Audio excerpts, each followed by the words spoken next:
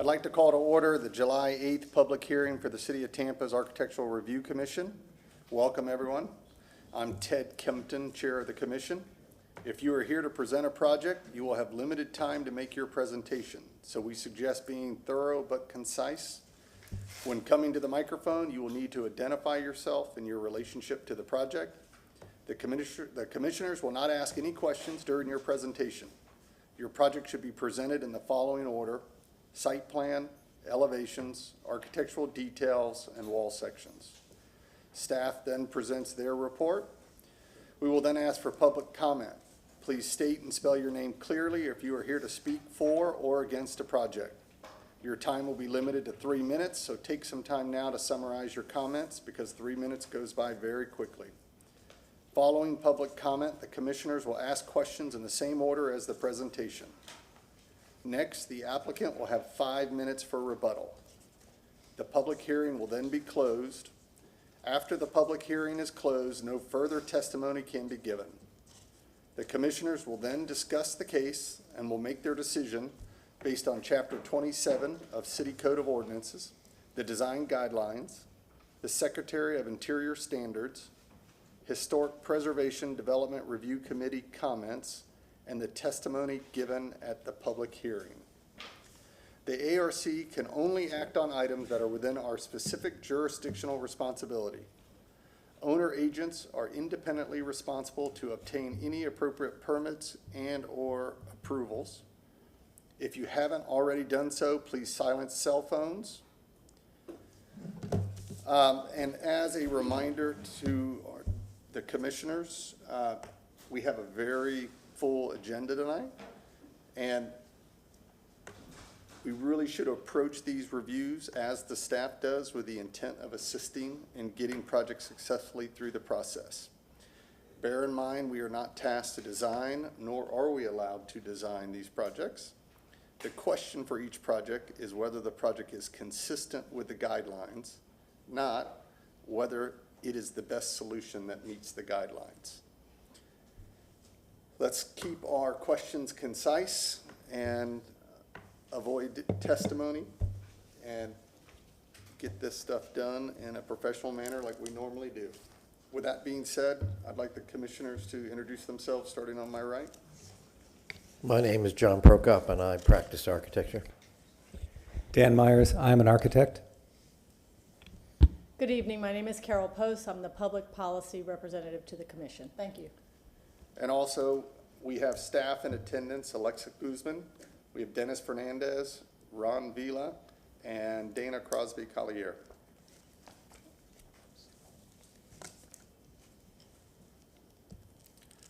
So, reading of the minutes from last month, do we have any looking for a motion? Move to approve the minutes as presented. I'll second. All right, we have a second. All in favor, say aye. Aye. Motion passes. I'm sorry, I have a quick question on that. So for quorum, I wasn't at the last meeting. I did view it and I read the minutes, so it's fine to vote in favor? Aye, thank you.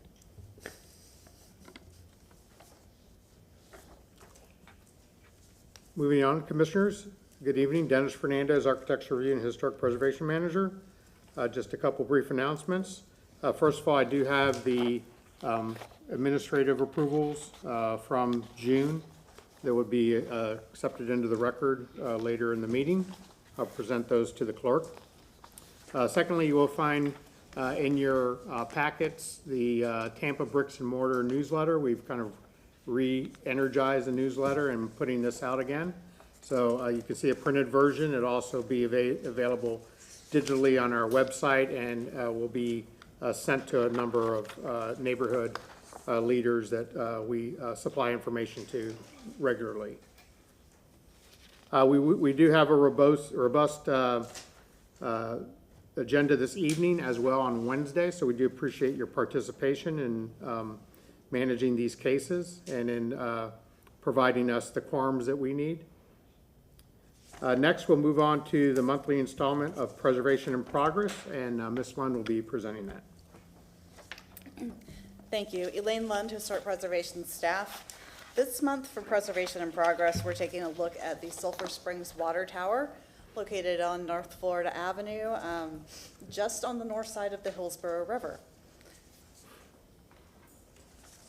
This is the present-day aerial map with the red star hovering just over the side of the water tower there,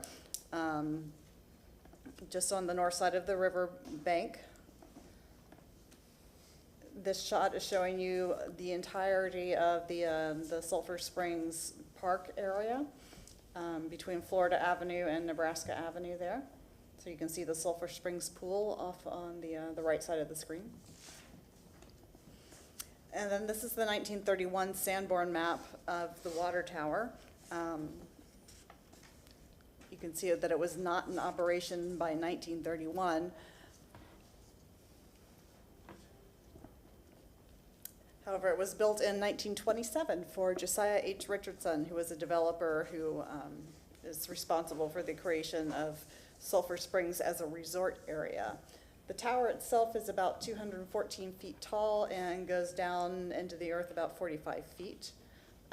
It's built in the Gothic style with its lancet windows, its crenellated parapet, and ornamented buttresses, we'll see a picture of that in a little bit. And it was designated as a local historic landmark in 1989. Sulphur Springs was, as I said, developed by Josiah Richardson. It attracted tourists and locals. There was a streetcar that ran all the way up Nebraska Avenue from downtown just to bring people to Sulphur Springs. In addition to the swimming pool that the area is still known for today, they also had an alligator farm, a dance pavilion, a gazebo, and possibly some other attractions, including roller coasters and occasional performers from the high dive that you can see in that middle picture there. So recently, the Sulphur Springs Water Tower was in need of some routine maintenance. This included cleaning, painting, and caulking, and some minor repairs to the structure. Since this fell under routine maintenance, no certificate of appropriateness was required for the work that was done on the structure. And here you can see how it looks now after the repairs and the painting. They did follow the Secretary of the Interior standards for rehabilitation for this project. As a local historic landmark, the design guidelines for the Sulphur Springs Water Tower are basically the Secretary of the Interior standards.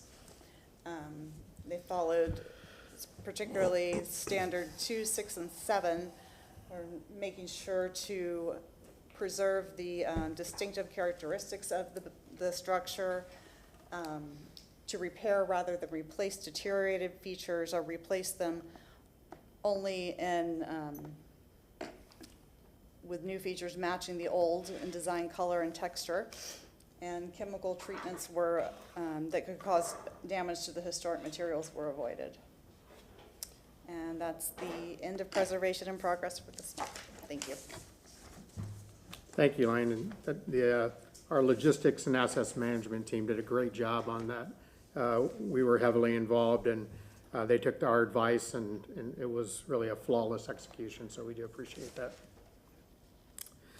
Moving on, we will move on to the disclosure of conflicts of interest and ex parte communication, and our legal counsel, Dana Crosby Collier, will handle that. Good evening, Dana Crosby Collier from the Legal Department. A couple of questions this evening. I would like to ask if any member of the commission has a conflict of interest with any item on the agenda this evening.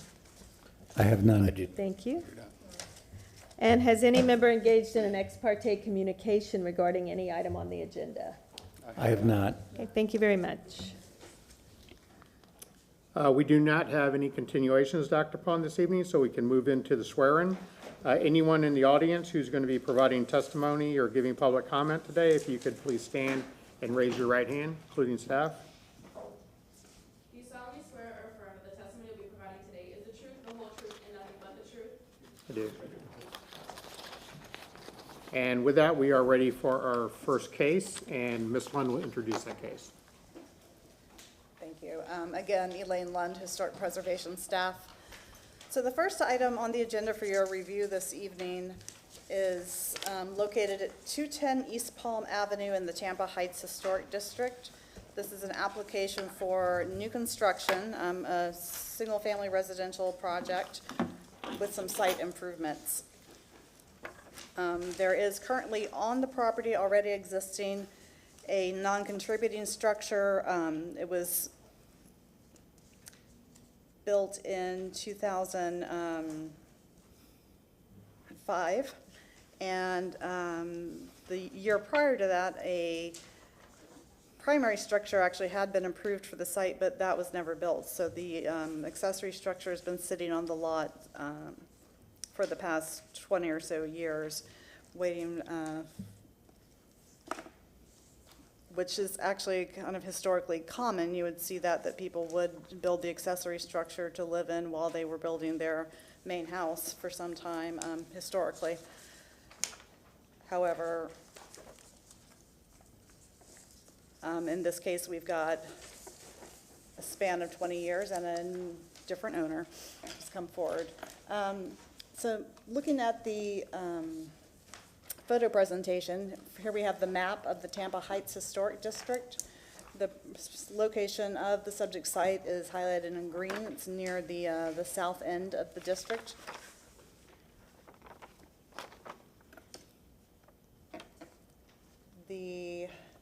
One moment. I have my technical difficulties here.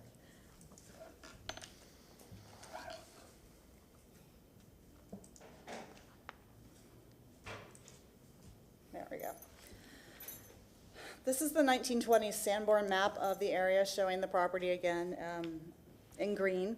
On the north side of Palm Avenue, it's between Florida Avenue, that's just to the west, and Morgan Street to the east. The red line on the map is the boundary of the local historic district.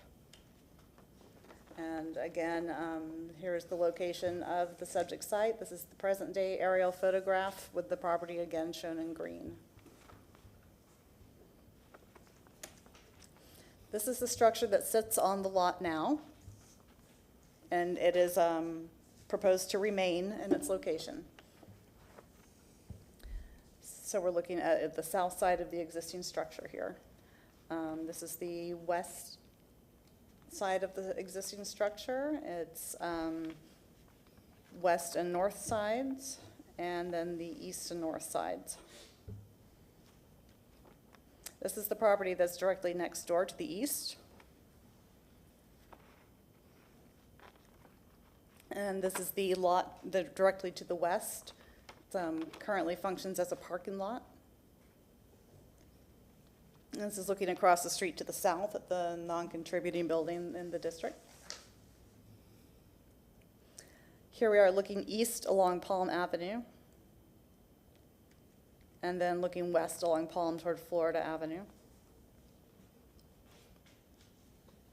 And then this is just a couple of shots of the alley. Here we're looking east of the alley toward Morgan Street, and then west in the alley, looking back toward Florida Avenue there. So with that, I'll let the applicant present his request. Thank you. Good evening, Commissioners. My name is David Farrell. I'm with Farrell Construction, and I am the builder on the project. This is Mr. Anthony Carbone. Mr. Carbone is the owner of the project and also the owner of the house directly to the east. And if we may start, please excuse us, it's a low-tech presentation with paper, but this is our site plan. And by way of introduction, we were here over 6 months ago for this project, and we started out with a very grandiose New Orleans-esque, I think several of the commissioners were here. It was a very kind of preposterous entry system to that building, and I think after multiple reiterations with staff, what we've done is we've come back to a much more conventional. You'll notice that when you look on this site plan, the stairwell is no longer on the front of the building. It's on the side of the building as it would traditionally be accessed in traditional construction style for the neighborhood. Okay, the parking requirements are, this is the site plan that was agreed upon when we were at the commission last time, and we do have a letter of approval from Mr. John Marsh at Transportation approving this configuration for the site plan, parking.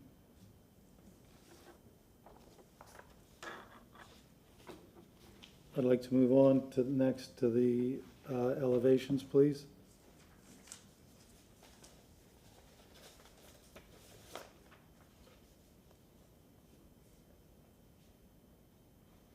This is a very traditional three-story framed Southern vernacular sided house.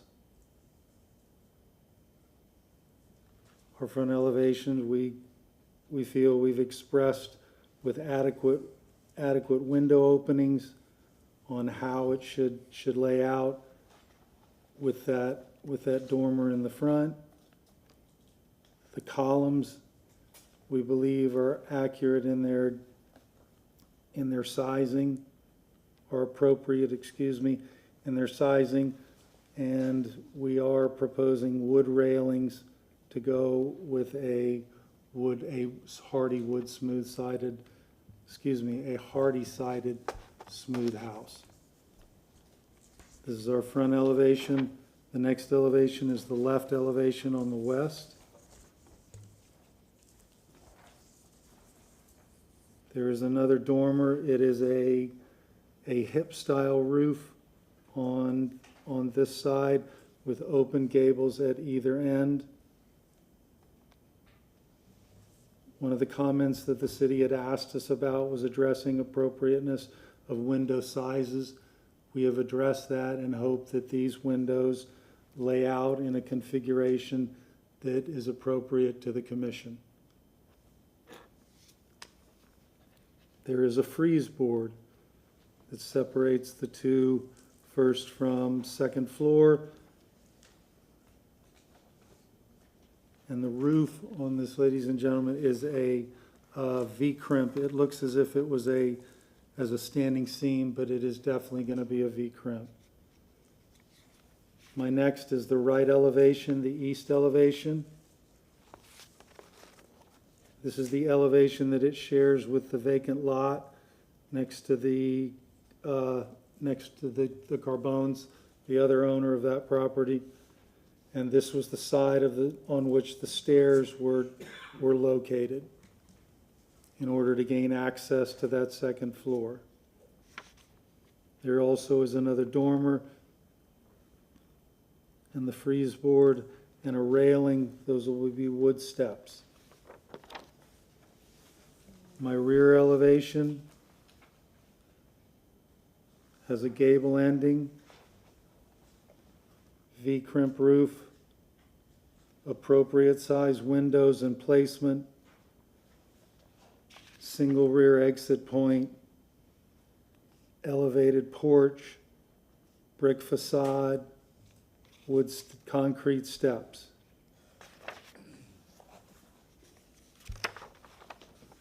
Next, I'd like to go to what my material is being called out for.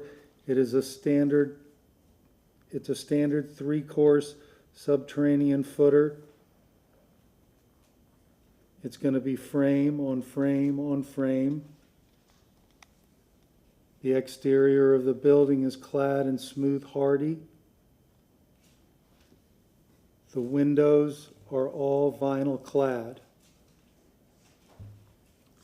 and reflect, no mullions included, that should have been part of my presentation on the windows. Smooth hardy siding, open exposed soffit, tongue and groove as my underlayment with exposed rafter tails on top of a V-crimp roof. My next is the roof plan as it exists. I'd also, at this point, can go through the floor plans if it makes any difference to the commission what's inside. It's your presentation. Okay. Yes, well, yes, what I primarily wanted to just explain was that the location of the stairs basically were lined up in a fashion so that it could be accessible at multiple levels. And I know that Dennis was very involved in helping us get to the point where we are today with those steps. So. And that concludes our presentation. Thank you. Yes, sir. Commissioners, for the staff report, staff found that this application is consistent with the Tampa Heights design guidelines. We did have some conditions in the staff report. These were addressed throughout the presentation, with the possible exception of looking at the, when we look at the massing and the building form there, we had given a couple of suggestions on ways to bring down the roof massing, and then I believe everything else was addressed in the presentation. So with that, I'm available if you have questions. Thank you. Great, thank you very much. Is there anyone in the public who would like to present on this project? All right, seeing no one, we will close the public, no, excuse me, we're just going to go to the commissioners with questions. Sorry about that, and I'll start on my left. Sure, thank you, appreciate it. Mr. Farrell, Mr. Carbone, appreciate the presentation. First question I think is to Ms. Lund. So reviewing all of the conditions on the staff report, are you saying that the considerations for lowering the height of the dormers, reducing the massing, the roof massing, and so on, have those been Yes, ma'am, met? all that will, as That's far as, all? we're all, yes, and that's Okay. been taken into consideration. We're happy to reduce it as far as engineering will allow us to. Terrific, And we certainly understand the, yes, ma'am, where that request is coming from. appreciate it. Yes, ma'am. So it appears like there are no trees impacted. Looks like the lot was probably cleared years ago. Yes, ma'am. No trees, No trees. okay. There Um, actually was a huge timber loss several weeks ago that totaled 3 cars. So, yeah, There you go, there's your- they've lost a large, There's your tree removal very large program. tree in the rear, yes, ma'am. Maybe a question for the staff. The plans in the staff report indicate preliminary, so presumably they'll, Yes, ma'am, Be we were here for finalized final if at all subsequent. possible, yes, ma'am. staff, is that? are we Yes, in that's concurrence? correct. They did come forward previously to request preliminary approval on a design that is not the same as the one you've seen here today. So basically, the primary structure received its preliminary approval for basically the location, the siting of the new building and general concept of the construction. So what we're seeing today would be what's finalized, or there would still Yes, be more? this is, they are requesting the final great. approval today. Curious about. Unless there are any changes that are conditional upon, yes, ma'am. Understood, thank you. So I'm curious about the exterior stairway. You mentioned that it's to gain access to the second floor, but it appears there is interior stairs. Yes, It's ma'am. unusual to have a primary single-family home with an exterior stair. Yes, ma'am. For the use of this house, the second story is going to be occupied by a special needs child. And the first story will be eventually occupied by the parents. And then as the child's condition deteriorates, the child will be moved downstairs and the parents will be moved upstairs. And this was to give a modicum of accessibility and privacy to the 2 living elements. Okay, appreciate the explanation. Yes, ma'am. And to staff, the exterior, you're comfortable with the exterior stairway? You found it consistent? We did find that consistent, yes. Okay. Couple more questions. So you referenced the parking plan on your first visual, but I Yes, couldn't ma'am. make out exactly It's what. very, yes, I'm Where sorry. how are the cars We're so entering low the tech. site? From the alley in the Yeah. rear? Or what's happening exactly for parking? There's a existing parking pad, Okay, so they're coming in the back yes. Yes, ma'am. via And then the there's an alley. additional parking right there. So so they're pulling up to the rear of the existing structure, which has the two Oh. garage openings? Yes, The ADU? yes. Gotcha, okay. Okay. Too far. Too far. Too big. Understood, so there's nothing on the front of the, No, okay, No, got ma'am. it. the front is Palm Avenue, so Yep. there's Yes. no accessibility. Excellent. And two more questions. On your front facing elevation, Yes. where it Yes, ma'am. showed, it looks like you're depicting railing on that second story. You mentioned Yes. wood. Is that on the first floor, first story as well, or only the second story? Second story. Second story at this point, yes, ma'am, that would, we have the flexibility to set that floor height as long, I need to be 18 inches above the minimum of the crest of the road for the height, but I can do it such that I stay off of that third step so that it does not require a railing. But if it did require a railing, yes, ma'am, it would be exactly the same as the railing above it. Okay, great. And one last point, maybe a homage to our former chair, on the west elevation, on the first floor, the windows, it sounds like you previously tackled some window balancing and sizing. The west, is that the west elevation? That's the No. east, so excuse us, yes, ma'am. That's okay, take your time, that one.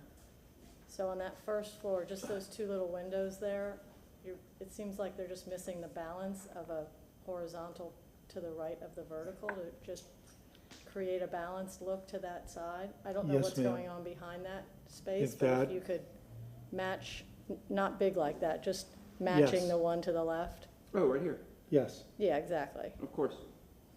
absolutely. We can Great. add that. Yes, ma'am. Thank you. Looks great. Done. That's it, thank you. Thank you. Commissioner Myers? I have no questions at this time. Thank you, sir. Commissioner Prokop? I can't read all this, but what's the overall height of the house, please?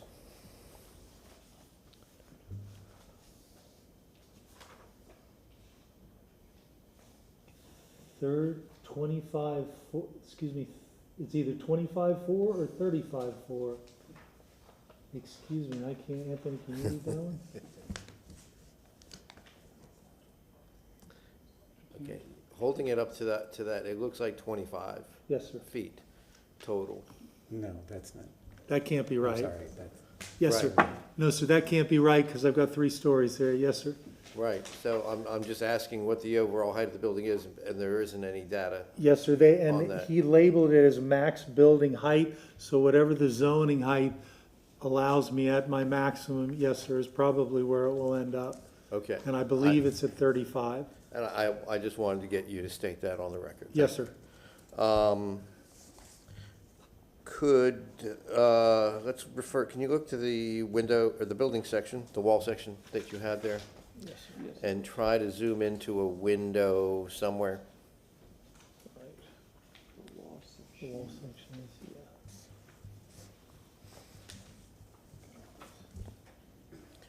Yeah, and I don't know, I mean, is this real, or is this somewhat proposed, you know, because I don't see the, that's far enough. Yes, sir.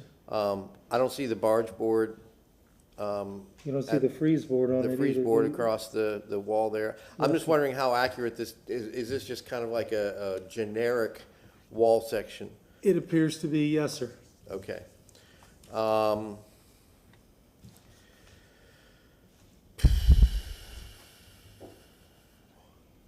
Do you have a manufacturer for the windows? I know you said clad. Yes, sir. Do you have a manufacturer? No, sir, not at this point, but we typically work those details out with staff if that's something the commission would be Okay. amenable to. It does open us up to a lot more choices because it is a clad window. And if there is a preference We don't of select. cladding that the commission has, we're more than willing to, What we're more concerned about is the depth, the shadow lines, how far back are the sashes from the face of the frame? yes, sir, we very much Rather work than- with Ron on those details. Yeah. Yes, sir, because that center sash is so difficult to approximate, to look as if it is a true double hung window. But yes, sir, that goes into our calculations on what window we do approve. Okay. And we reach out to historic preservation for an approval on those windows before we order anything. Okay, could you show us or could you put up the rear elevation again, please? Yes, sir.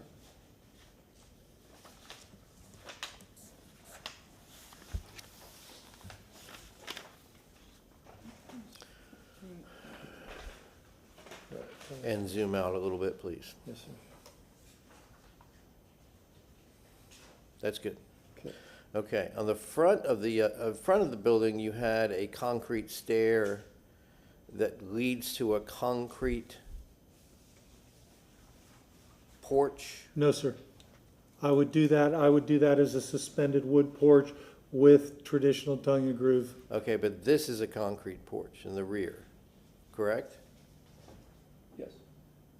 It's drawn as a concrete porch, but I have no problem whatsoever creating it the exact same porch that I create on the front. Okay, I mean, that's up to you. Either one is acceptable. But in this case, it's odd, it just seems odd. No, sir, it is. And that I the think brick that might have been a edges- reflection of us trying to get this presentation Yeah. together without, This is, Commissioner, just remember, we're asking questions at this point. yeah, yeah. yes. This is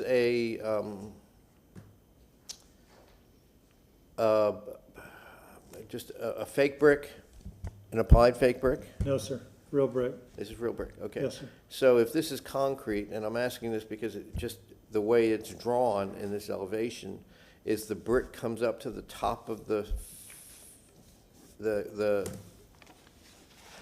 I'm just trying to get Yes, sir. how it's going, how you're going to build Inspector this. Peruka, I'd rather build it as a wood porch and go on record as saying that it's a wood porch as opposed to trying to lay uneven historical brick on that top porch and have two dissimilar materials in the building. Okay, that's all I was looking for, is just. Yes, sir.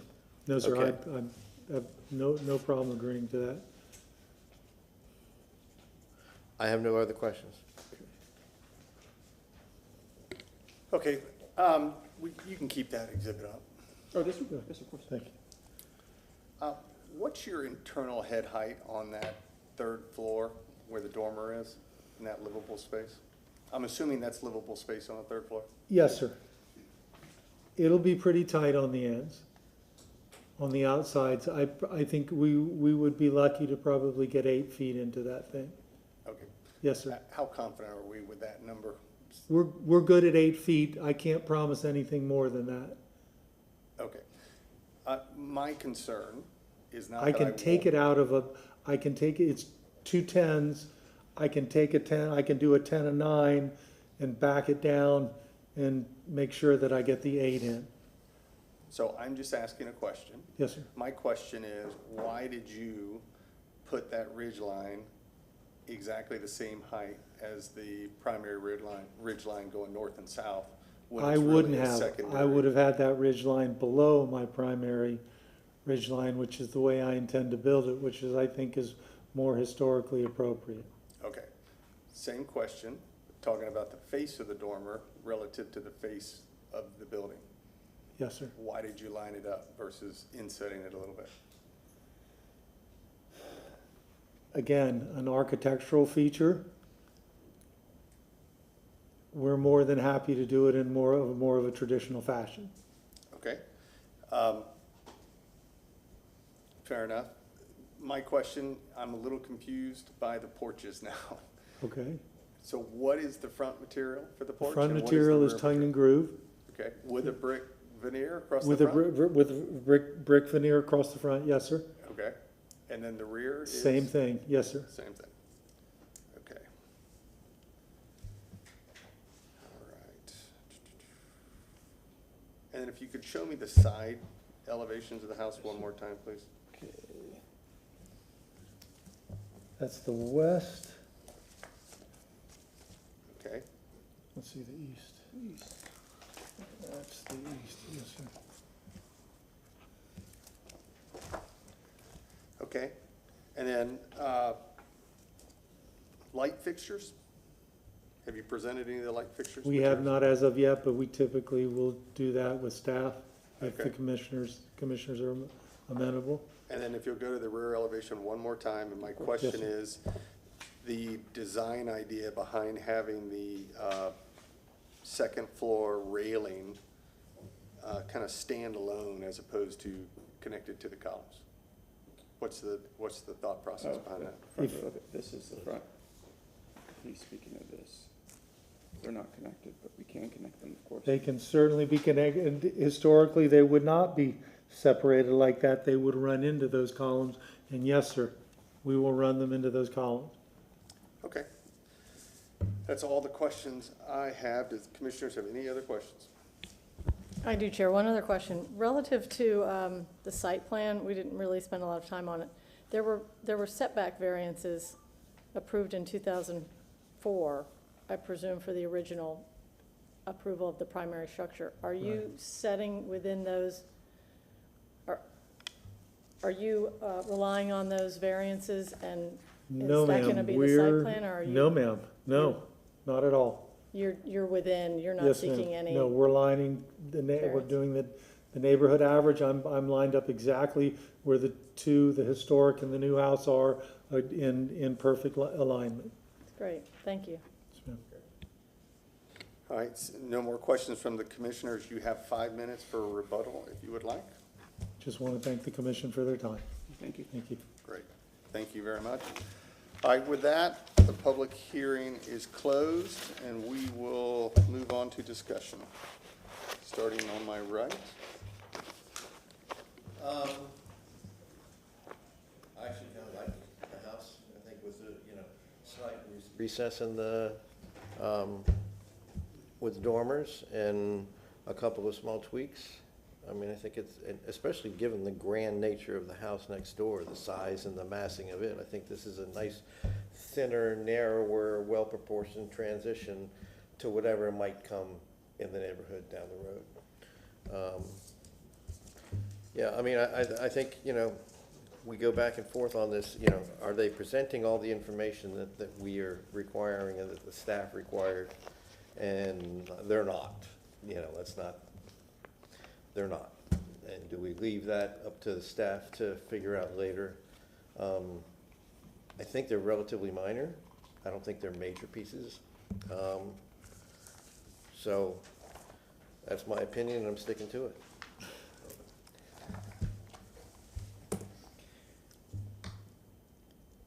Let's see. I believe that we are asking staff to coordinate the window details, coordinate the porch details front and back, those being in wood, that the east-west ridge should be lower than the primary north-south ridge, that the second floor porch railings should hit the columns, and the light fixtures, which is a pretty considerable list. Yes, sir. The commission is being very generous with this. Thank you very much. We have a construction loan ticking away, and Well, yes, yeah. sir. And- Not and that it's it's not, actually it's you're certainly not not your talking now. consideration. No, sir. Yep. No, sir. So that is indeed a fairly extensive list. but I believe that we have received some assurances from the petitioners that these are going to be standard detail, you know, they're not going to be trying to do anything outside of our norms, and they are not going to try and do anything which is outside of staff's ability to approve it. And they put it on record. They put some of that, Yeah, well, some of that we have to commentary on put, record. we have to put that on And record we as have to well. put it on record as well, but it's in the record of the hearing. Statements that have been made in the hearing become enforceable, Mhm. you know. Commissioner Bowe? I agree, I like the project. I would be prepared to support it. Likewise, it seems like there is a very long list of matters missing, but to some extent for staff to schedule it here with that list is somewhat positioning themselves to then take on the responsibility of navigating these outlying matters. So likewise, it seems like you have a good record of what's been asserted and agreed to, and I'd certainly be able to support it. What do you think, Chairman Kempton?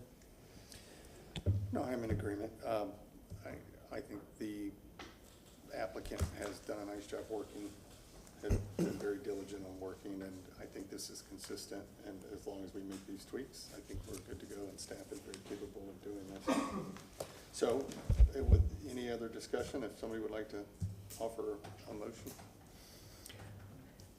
Move to grant a certificate of appropriateness for the drawings and documents presented at this public hearing in ARC 23-0000374 for the property located at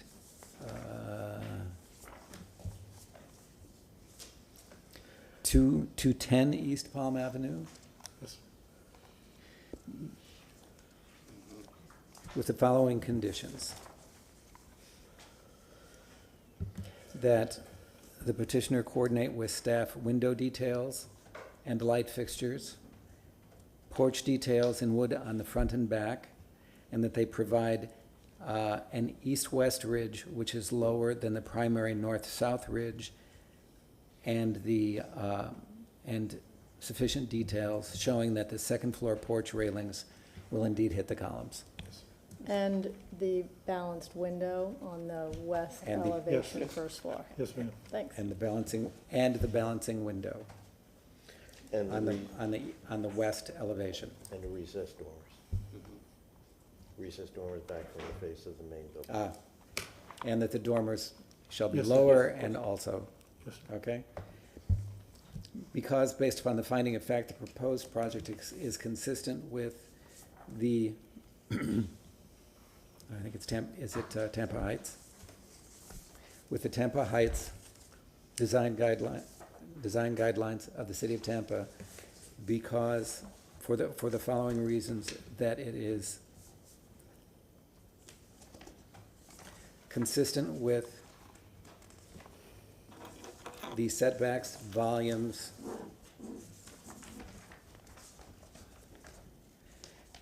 and site covering, as well as its trim and detail. Great. Do I hear a second? Second. One second, okay. All in favor, say aye. Aye. Thank you so very much. Thank you. Hold on. Thank Do you. you agree with the conditions that have been added onto this? Oh, yes, sir. Yes, of course. Absolutely. Yes, sir. Thank you so Perfect. much. Thank you. Motion passed. Thank you. I guess we should do that before we vote.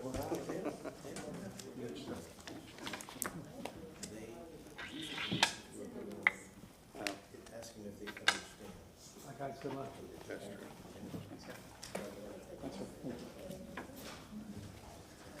Yeah. Good evening, Commissioners. Ron Vila, I'm staff for Historic Preservation. The next agenda item is ARC 24-0000244. This is for the address of 2101 West Marjorie Avenue. This is in the Hyde Park Historic District. The primary structure dates back to 1923, which is non-contributing. but it looks like a period structure. There's been some alterations to it. The underlying zoning is RS 60. The request is for a certificate of appropriateness for new construction for an accessory structure with site improvements. The new structure will be approximately 480 square feet. It's 1-story, 2-bay garage. There is some past action that's reflected on page 3 of your staff report. In 2021, they did some renovations to the primary structure with some site improvements. And then this case was continued from June to this evening. Currently, there's a carport where the accessory structure is going to go. That is being removed administratively. We have the ability to remove that because that is non-contributing, and then the new request is going to come in front of you this evening. Just so you get a sense of place here, this is the 1929 Sanborn map. This is a corner parcel on the corner of Marjorie and Albany. There is an alley that runs in the rear of the property. In 1929, there was an accessory structure that came in, the vehicular access came in off of the side street, which is Albany. They did not access the alley, as this request is not going to access the alley as well. It's going to come in off of Albany to reflect what was period. This is just showing the parameters of the local district of Hyde Park, and the property in question is in the southwest corner. Moving to the primary structure. This is the front elevation with the primary walkway coming up. Try to get a picture of the west elevation. It has a lot of foliage there, but you got a different angle of the front elevation with the half porch and with the windows that are there. Looking at the abutting structure, which is a contributing structure to the west. Going back to the subject site. This is part of the front elevation and the east. Staying on that east elevation. This is the gable that you just saw. This is the connector, and then an addition in the rear. Just looking at the fence that runs along Albany. It's a board on board with some details on top. Then you have the vehicular gate. This is the gate, and this is the non-contributing carport that I spoke about. And just a close-up of that structure and how it functions today. This is looking at the primary structure, the rear elevation. And just to conclude, a couple shots of the alley and the condition of the alley. This is directly behind the house looking towards Albany. And then from Albany, looking back into the neighborhood. Once again, this won't be part of the request. They're not exercising the right to use the alley. They're coming in off Albany as it showed historically. That concludes the photo presentation. At this time, the agent will address the board.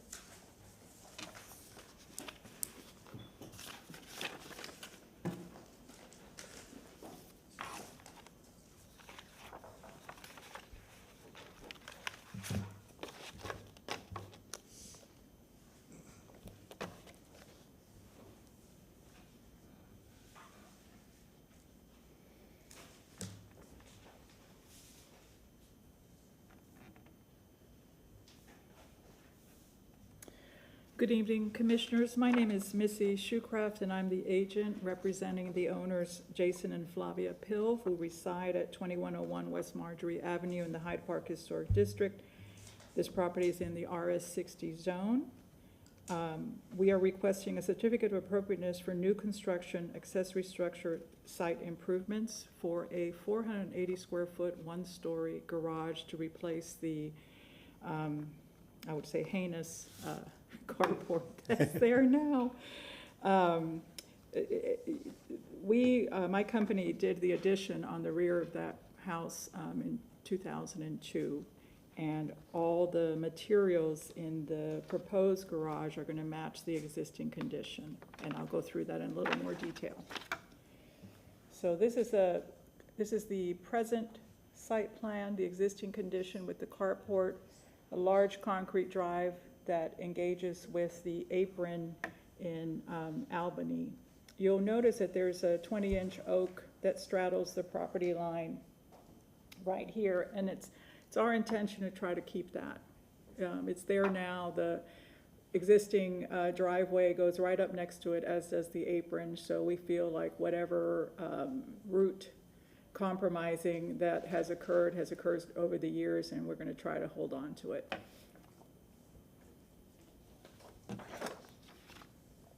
And this is, again, the image of the carport.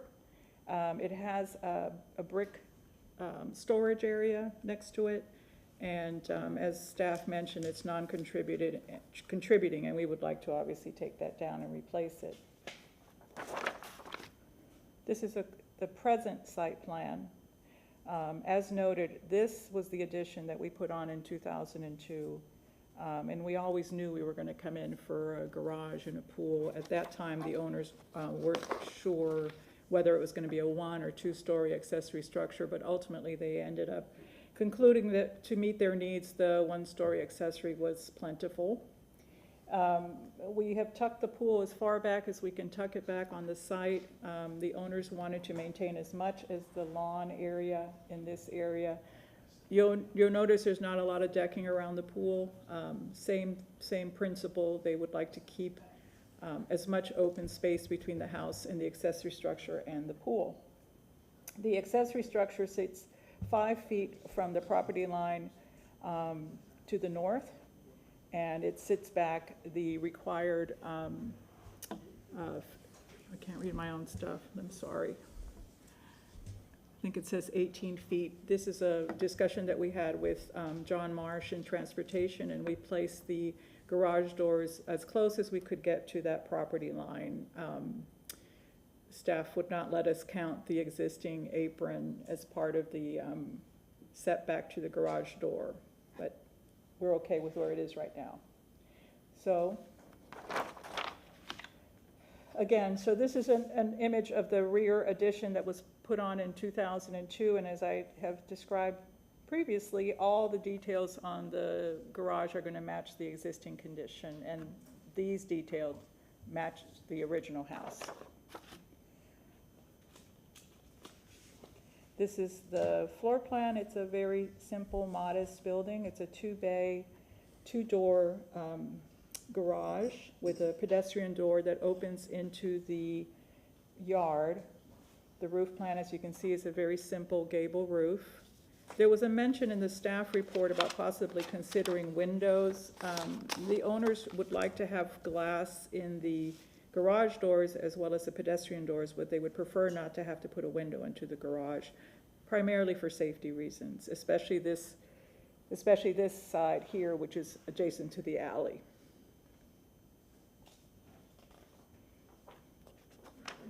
So it's a modest little structure, very simple.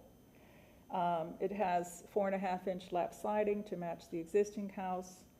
It has brackets at the venting on both sides of the east and west elevations. The roof shingles are architectural shingles to match the existing condition. We have trim boards, rafter tails that are covered with a fascia board, so they're not exposed, just like the house. And I'll show you a picture of the lighting, which is going to match the existing condition.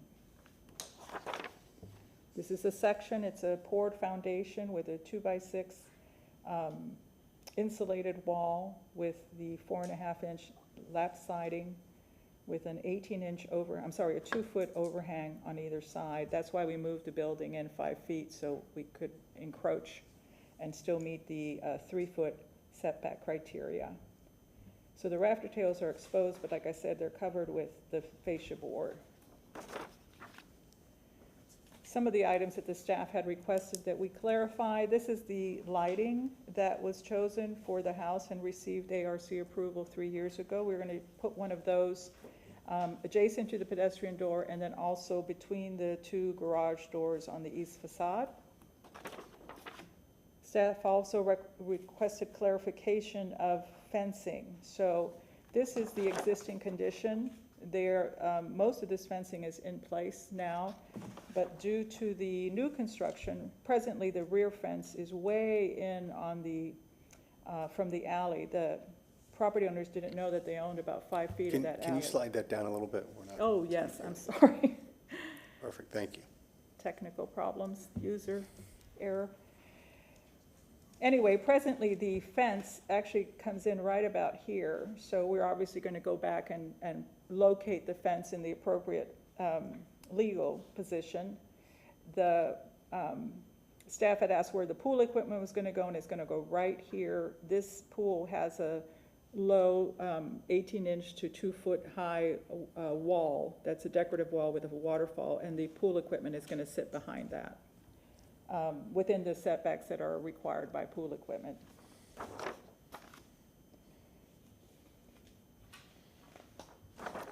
As to the garage doors, we're going to use the Clopay Canyon Ridge steel door, design number 12, with the window top to be REC 13. And could we see that as well? You need to slide it down. Oh, It's terrible. Thank you. Terrible. Sorry. I think I'm going to go back to the big boards, honestly. I'll do a lot better. My apologies. In terms of the pedestrian door, like I said, the owners have said that they would prefer to have some glass, but it's on the pedestrian door. This is a Masonite Craftsman door that will face the house. Staff had also requested clarification on the limited decking around the pool, and it's probably going to be the travertine silver. This is shown in a French pattern, and I'm pretty sure it's going to be a French pattern as well. So in conclusion, we believe that the application is consistent with the Hyde Park guidelines, specifically design criteria for new construction and addition in terms of the scale, the massing and building form, the setbacks, orientation and site coverage, maintaining materials within the district, trim and detail, roof forms, and maintaining overall quality within the district. Thank you. Thank you. Good evening, Commissioner. Ron Vila, staff with Historic Preservation. Staff's finding that this application is consistent with the Hyde Park design guidelines. We reviewed this plan on May 15, 2024. We had some conditions associated with that request at the time. All the conditions were addressed this evening, except for one, and I might have missed it, and that was the approach from Albany to the accessory structure. There's a connection there. It should be concrete and it should be scored properly. So I don't know if that was illustrated this evening, but I'll be there to answer any questions. Thank you. Is there anyone in the public who would like to speak on this project? All right, seeing none, we will proceed with questions. And where did I go last time? I'm going to start with you, Commissioner Prokop.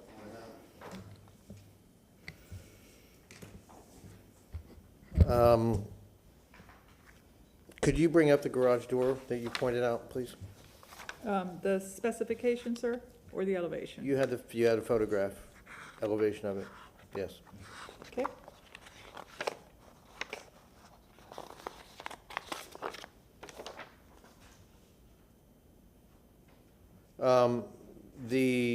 I'm sorry, the photograph that you had of the actual doors.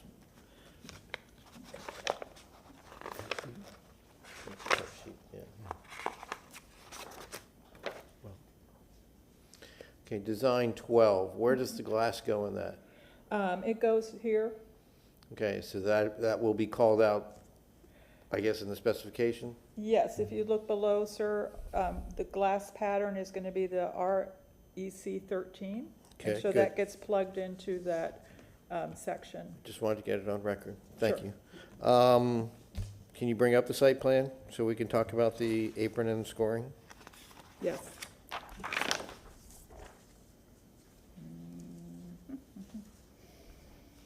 And zoom right into the addition. Yes. All right, here we go.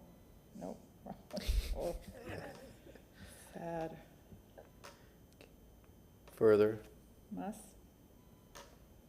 Slide it down, please. Yes. Thank you.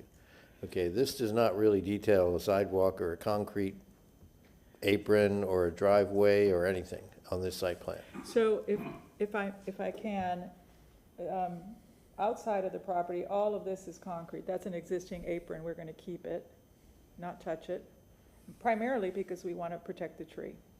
Mhm. So essentially what's gonna happen, and I'm sorry this drawing isn't very clear, but on the portion on the property side, this is gonna be a poured concrete pad. Typically, we do a scoring that is typical in Hyde Park, which is to break down the solid mass. I mean, obviously, these are reliefs, we have to put them in any way, but I'm happy to work with staff and show them an example of how we would score that particular concrete pad. Okay, I mean, I guess typically a 5-foot scoring.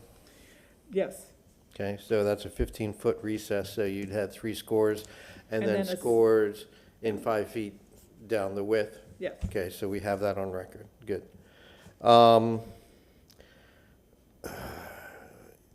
The original house, and I have to ask this, the original house, I guess, is just above the word Lot 23. Was that the face of the original So the north side of the house? The original house actually ended here, and it was a kitchen that had been built into what was an old screened-in porch. The Okay. ceiling was about 6'6", so we Okay. ended up taking that off and then adding on, this piece here is a true addition. Okay.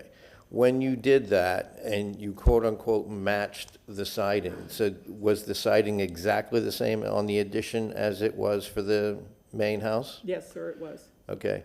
The Secretary of the Interior Standards do state that siding for additions and for new construction in a historic district should be compatible with but not duplicate the original.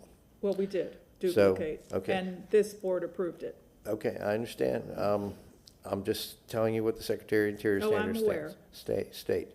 So, I guess, I mean, in order to comply with those standards, this garage would not have 4.5-inch siding. It would have some other exposure of siding compatible with similar 5, 4, some other than 4.5, just to comply with the Secretary of the Interior Standards. Are you okay with doing that? Absolutely, yeah. Okay. Those are the only questions I have. Commissioner Myers? This is a question for staff. We've got, and I need to be educated here. We've got a 1923 building that was contributing until it got this perfect addition, and now it's non-contributing? I mean, have I got that wrong somehow?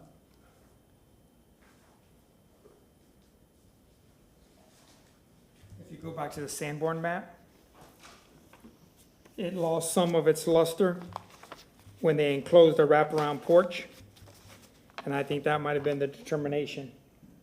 But here, when you zoom in, okay. see how it has a wraparound porch? And currently, the structure does not have that wraparound porch. So that's the primary facade, and that's why maybe it lost its classification. I get it. Thank you very much.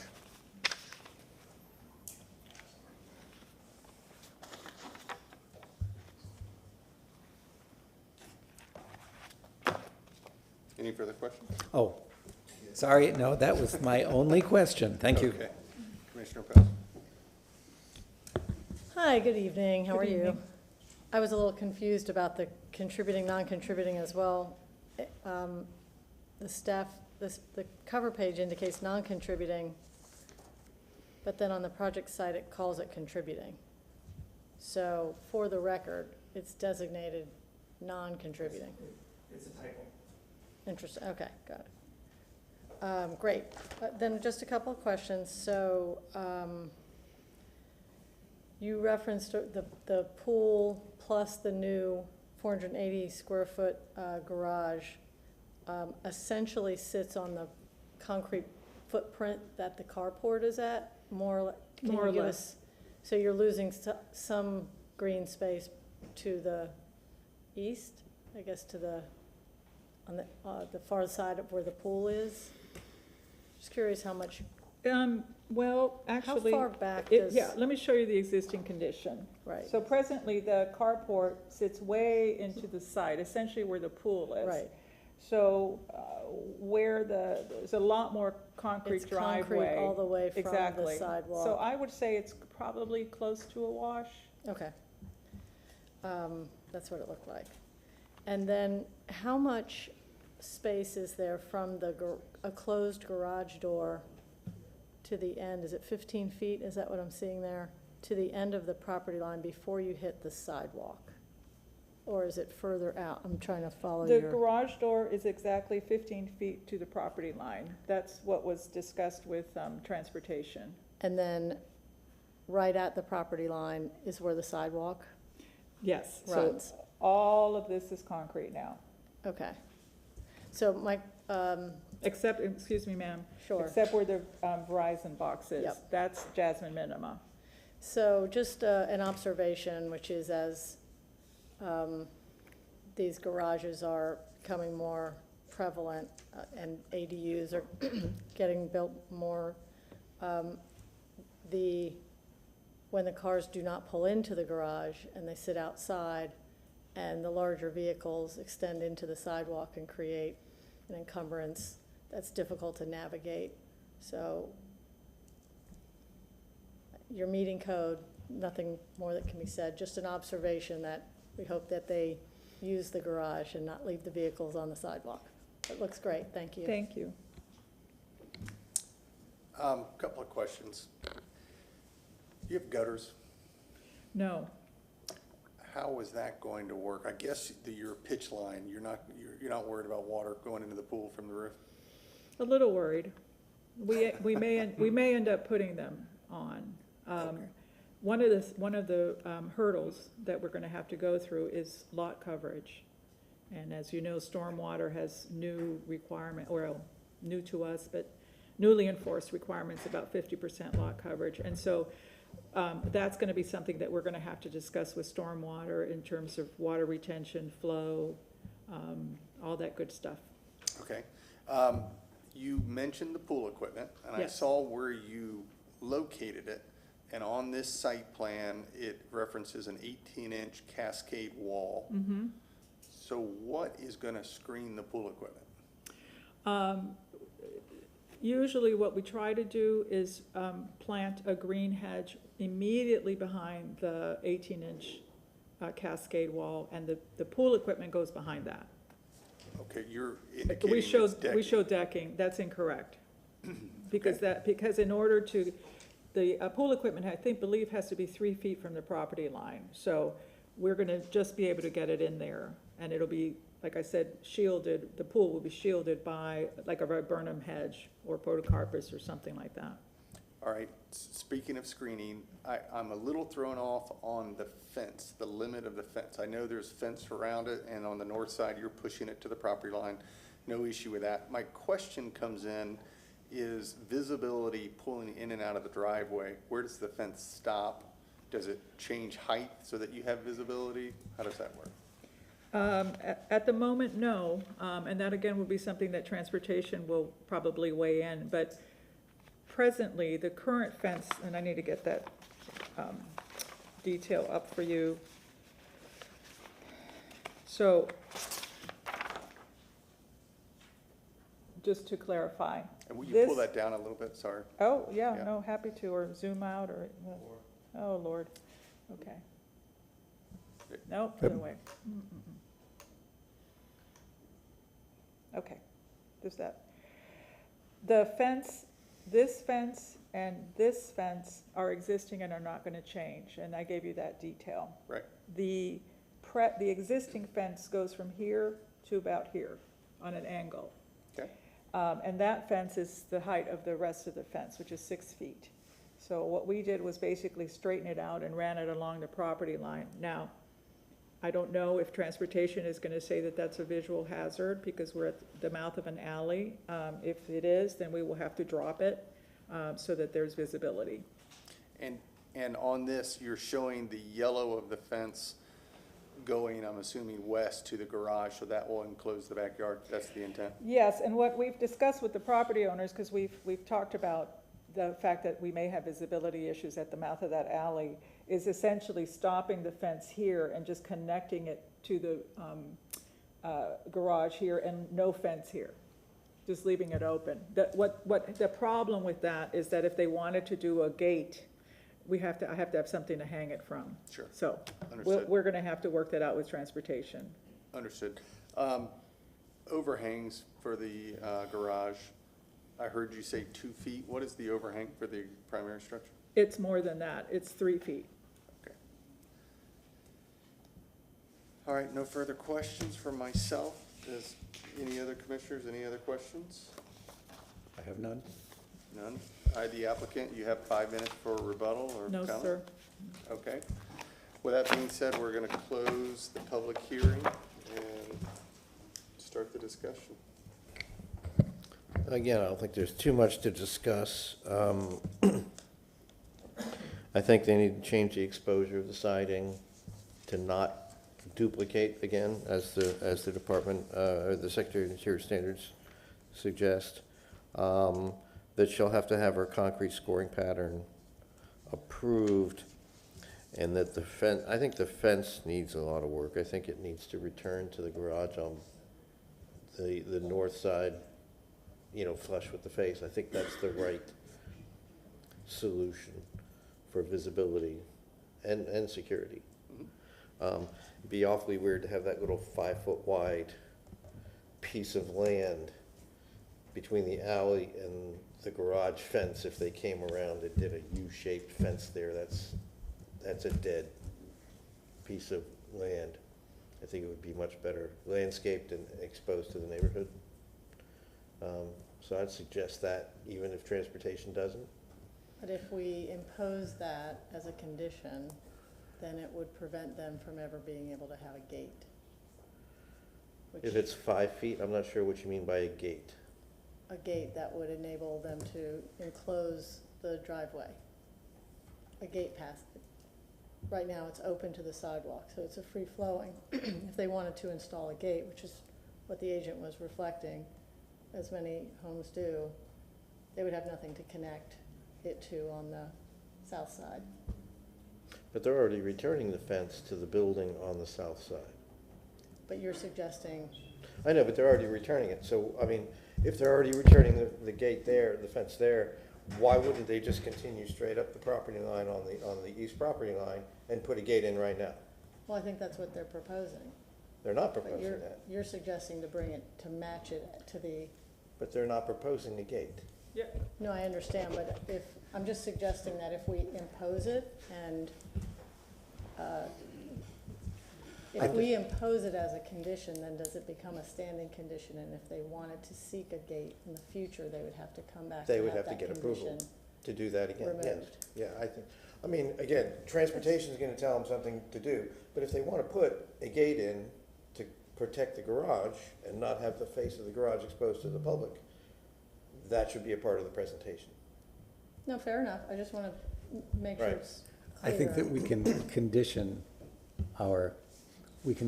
that they need to coordinate that with staff in a way that, because obviously it's a major point for the owner but it really doesn't have much to do with maintaining historic conditions.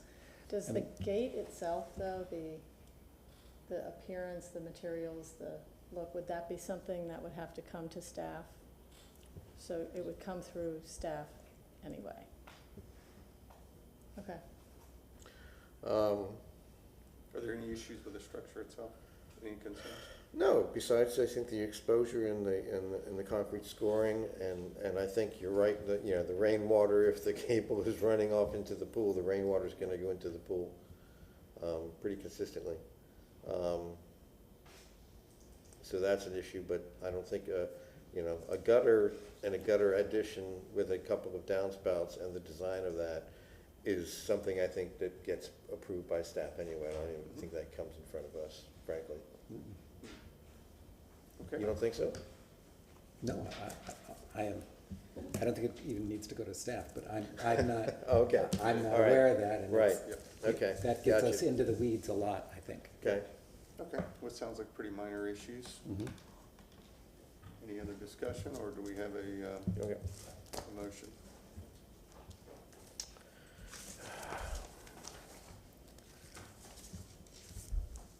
I move that we grant certificate of appropriateness for the drawings and documents presented at this public hearing in ARC 24-0000244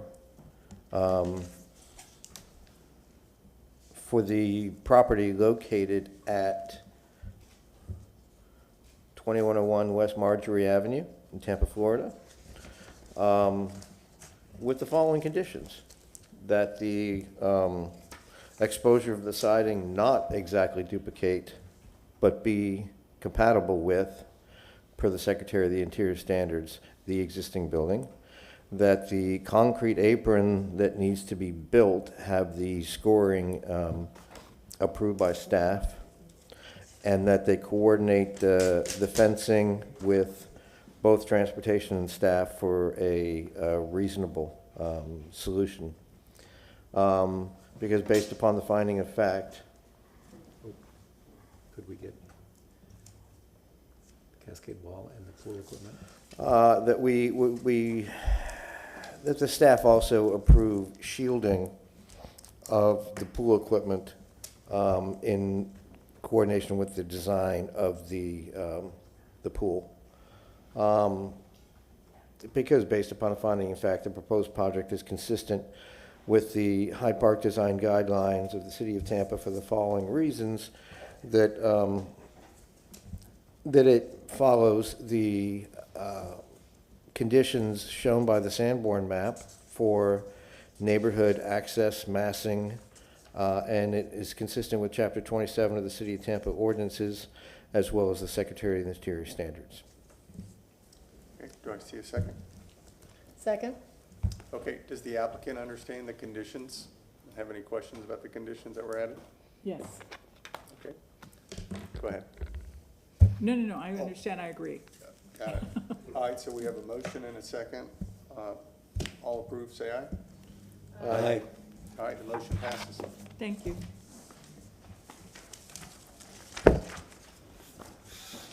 Commissioners, good evening. Ron Vila, staff for Historic Preservation. Moving to the next agenda item, which is ARC 24-0000276. This is for the address of 818 South Edison. This is also in the Hyde Park Historic District. The primary structure dates back to 1920, which is deemed contributing on our vicinity map. The zoning is RS 60. The request is for a certificate of appropriateness for exterior renovations to a contributing structure. On the staff report, on page 3, there's some previous action that deals with the accessory structure. We were dealing with that since 2021, and then ultimately, the structure was removed, it was demoed, and then a new structure was approved and is currently being built. Moving forward with a photo presentation. Property in question is an interior parcel. It's here. Yellow indicates that it's frame vernacular. It did have an accessory structure that was removed, and the new one is being built in approximately in that same location. 818 Edison. Edison is the primary street. There is an alley to the rear. The focus of this request is solely on the primary structure. They're removing some siding. It's a finding of fact this evening. If the siding is deemed to be removed in the method that they're providing tonight. As I go through the elevations, I'll call out some of the items here. This is the front elevation of the primary structure. There's going to be some discussion about the removal of the siding on the front porch. It's 6-inch lap siding, where the rest of the house has 4-inch lap siding. It's all wood. This is a picture of the side and the rear. Along with this request, they're going to remove the windows. The majority of the windows are aluminum windows. The casings around the windows are not period appropriate. And Then the dormer up top is in need of some repairs. Wanted to share that with you as well. Going back to the front elevation, these are the ceremonial steps up the main walkway. And then you see the porch. It's a 1x4. This is looking at the front porch. You see the casing around the windows are more of a picture frame and are not period appropriate. The ceiling itself is a tongue and groove. The base to the columns. And you see some of the porch decking. This is on the front. This is the paired windows, that the windows are not impact and insulated. You see the grommets going around the windows with aluminum screens. It's a 6/1 pattern. And on the front porch, this is the fascia board and then the foundation. Moving to the south elevation, which is down the vehicular corridor, which is here. They have these secondary set of steps coming from the ribbon drive. This is the one window that has the original casing. It's up here. You see the one featured window. Those are the stairs coming from the ribbon drive and the condition that it's in. You see here that the bases don't match. Moving to the window casings on that same elevation, which is the south elevation. Once again, they had to put the grommets in here to meet code when the windows were replaced. Moving up to the gable end, you have the vent and the minimal overhangs. Getting a close-up of some of the deterioration on that south elevation. The installation of the casing or the trim around the windows. Some of the deterioration. The contractor, Mr. Carlin, and the preservation staff spoke many times. We allowed him to do some selective demolition to get into the building and to see exactly what the house had before this recommendation came forward, that he wanted to remove the siding. This is moving to the north elevation.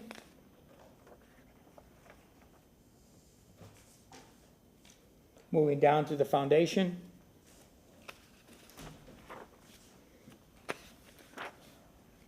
Once again, the detail around the windows. When the windows were changed out, this is the installation details that they selected.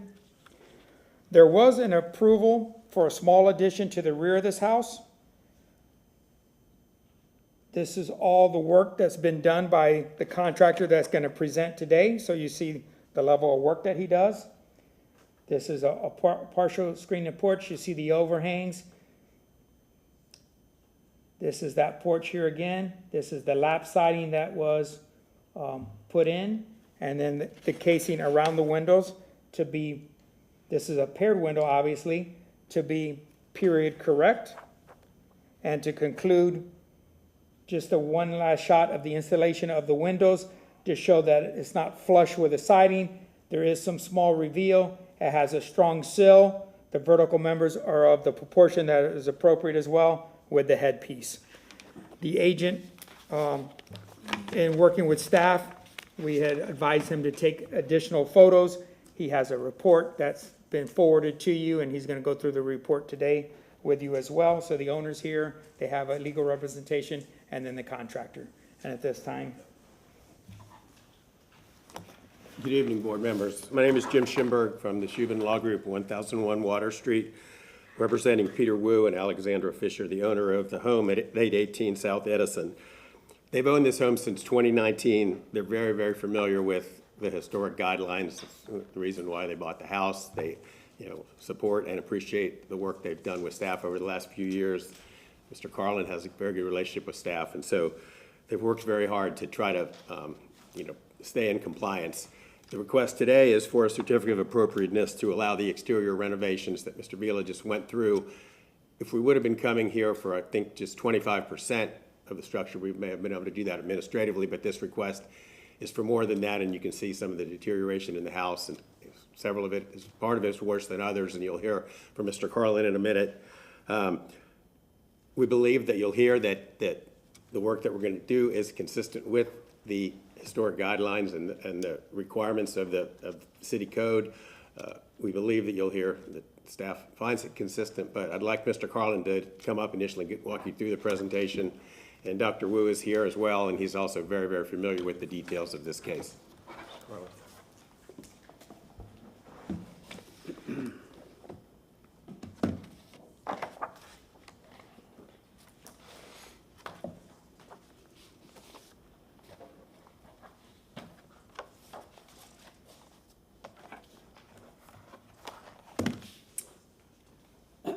All right, good evening, Commissioners. My name is Peter Carlin with Carlin Construction.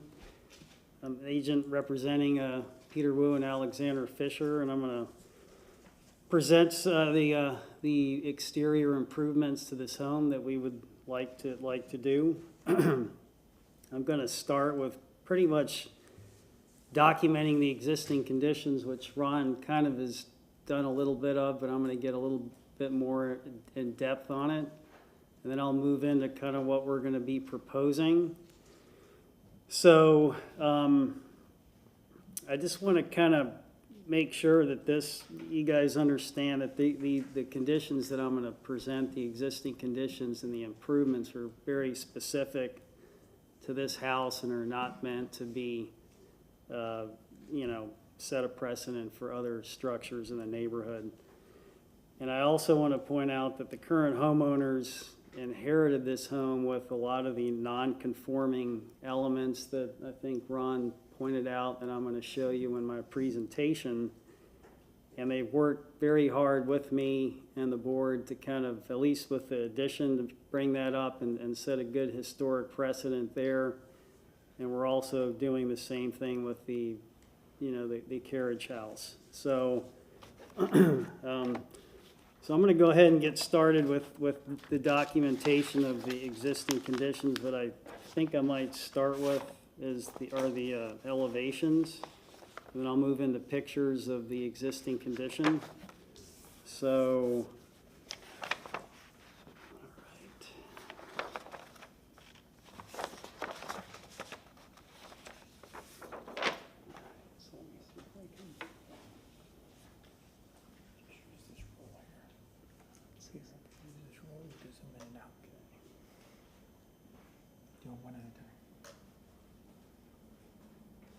all right, so this is the existing south elevation, which is along the driveway. And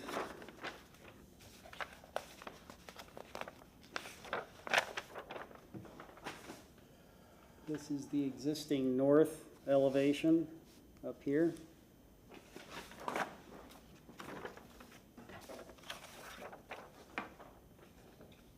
This is the existing front elevation, and I can refer back to these if you need me to. And then this is the existing rear elevation, which is pretty much the whole addition that we did a couple of years ago. So I'm going to start with the north elevation. So this is the side that we did the exploratory demolition around 2 windows. We took the casing off the windows just to kind of see how much damage, because the casing was in really bad shape, as some of the pictures that Ron showed you. So I kind of wanted to see what was going on underneath that. So let me get to the pictures of the north elevation. So here's the best shot that I could muster up for this elevation, because there is a lot of vegetation on this side, and the side's kind of tight. So you can kind of see that the 2 windows that we did the selective demolition on, there's one right here, and there's another one on the other side of the water heater. The siding on this elevation is 4-inch lap siding, which is the same as the south elevation. And then a couple of the defects that, I mean, aside from the structural stuff, which I'll get into, I'm just gonna point out some of the issues with the siding that we found. Here's, you know, improper repair where somebody just cut out probably some rotten boards and didn't lace in the siding properly. Whoever replaced the tops of the windows, the windows did the same thing above each window. They took out at least 2 pieces of siding and just left this vertical joint up here, which I think has contributed to deterioration of casing. I'm just going to kind of show you a couple views of these. They look similar, but they're different windows, but they've all been kind of butchered the same way. I don't know if they changed the size of the windows or what, but each one has this butt joint condition at the top. Here's another picture of a window on that elevation. You can kind of see this one has 3 pieces that were removed. Here's one more.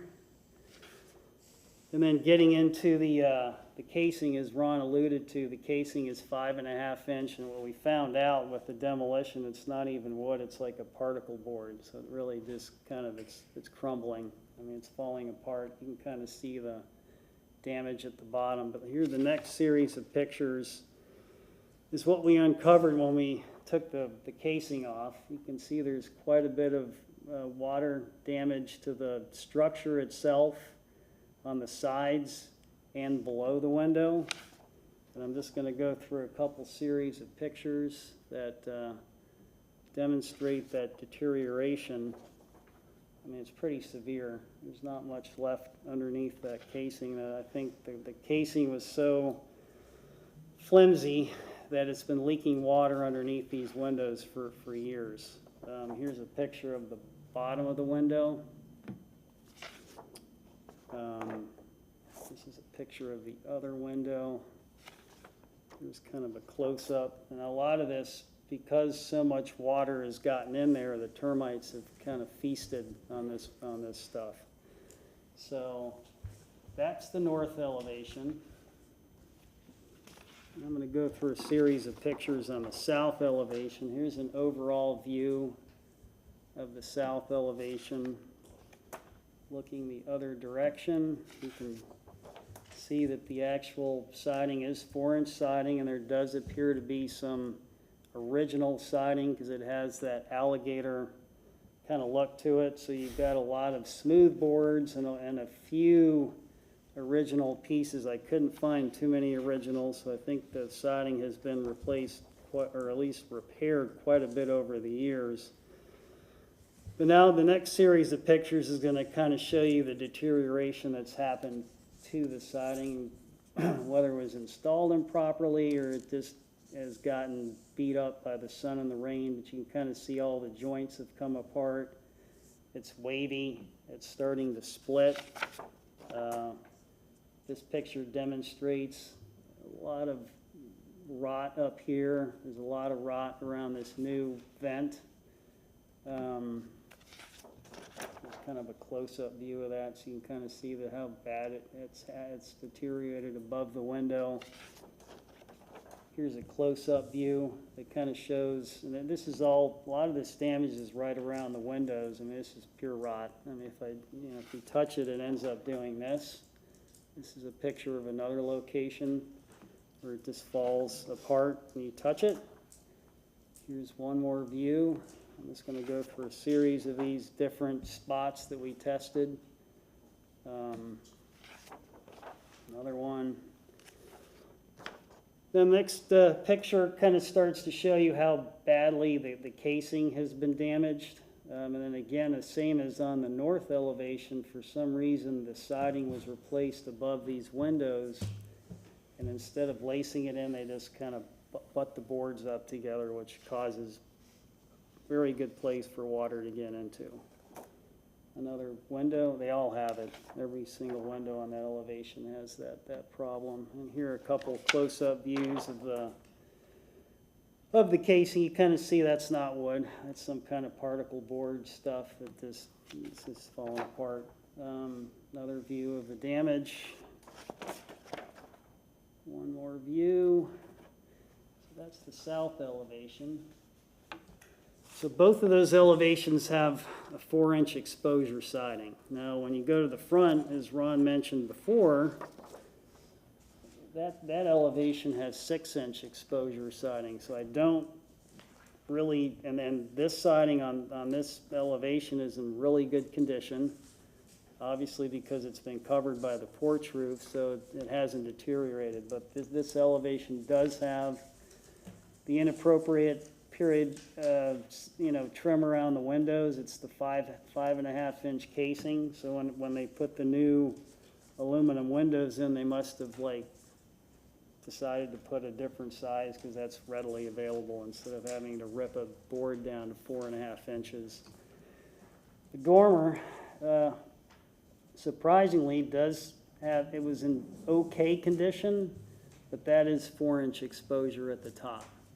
So why the dormer had 4-inch and the front lower wall had 6-inch, I have not been able to determine why, but that is the case. So when we did presentations previously for the addition and the carriage house, we kind of went by what the dormer said because they had the original 4-inch siding, so that kind of set our precedent. So there's a question about what to do with the front of this house. It's in good condition, but it's like different siding. So here's a picture of that siding, and you can see it's a 6-inch exposure. Here's a close-up view, I think similar to Ron's picture, of a window on the front with, there's no sill on the bottom, and then they have 5.5-inch casing, kind of like a picture frame. It's not very historically accurate. And here's another close-up view of that dormer, and you can kind of see the 4-inch siding on that. And now just part of our presentation is not only to improve the north and south elevations, but we would also like to kind of do some improvements on the porch. So the porch floor is the first thing I'd like to talk about. Again, the porch floor has been repaired in at least 2 places where they just kind of cut out the hole. The edge of the porch on the perimeters has been exposed to rain for quite some time, and that decking is kind of rotten and deteriorated. So here's just a couple series of photos documenting the porch. So part of our presentation would be to replace the decking on the front porch. Here's another view. It's not tongue and groove, which is surprising, but so it is 4-inch decking. So you can kind of see how it's deteriorated here where we have the front steps. And then the porch ceiling has some issues as well. I believe because they've had several leaks in the roof, so the water leaked through and caused some damage. So part of the project would be to replace the tongue and groove ceiling boards. And then we're moving into the columns on the front porch. Ron showed you a picture of this, but I kind of have one that zooms in a little bit more. The base of these columns are completely gone. I mean, they're just completely rotted. Somebody previously came in here and it must have rotted the structural post. So instead of taking the trim off the column and putting a new post in, they chopped the bottom of the rod out of the post and shoved a flat 4x4 underneath there to support it. So this is a really kind of a scary detail because that's holding up the roof. And that's pretty, and we didn't open up every column, but I'm assuming this is pretty consistent because they all have that same exposure to the elements. And I just want to kind of document some pictures that we did on the addition, because this is what we're going to be proposing for the main house. I think Ron alluded to some of it, but on the addition we used a true 1-inch thick by 4.5-inch thick corner boards and casing around the windows. And here's a picture of that. And then here's another picture of the window itself with the 4.5-inch casing and then a true two by sill. So this is what we would like to duplicate on the rest of the home if the board permits. So now getting into kind of what we're proposing, that's kind of the documentation of the existing conditions.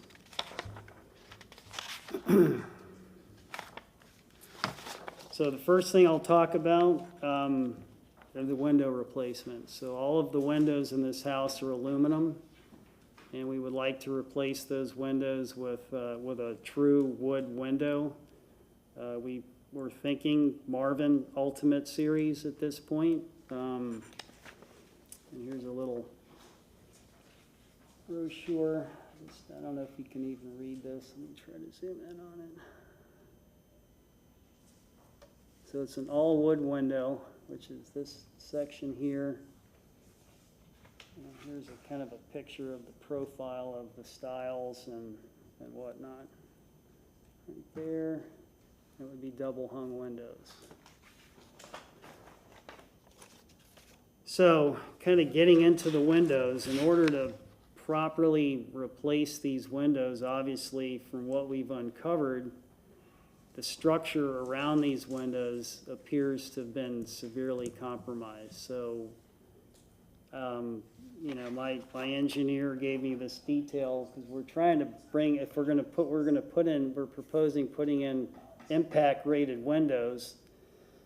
So in order to get a true impact rated assembly, the framing around these windows has to be code compliant. So we have to have straps, you know, king jacks, jacks of true header. This detail kind of shows what we would have to do. So obviously that would be the initial part of the window replacement. And then also, as you probably are aware of, when they had old historic homes, the windows had pockets for the weights. So this is a picture of that condition.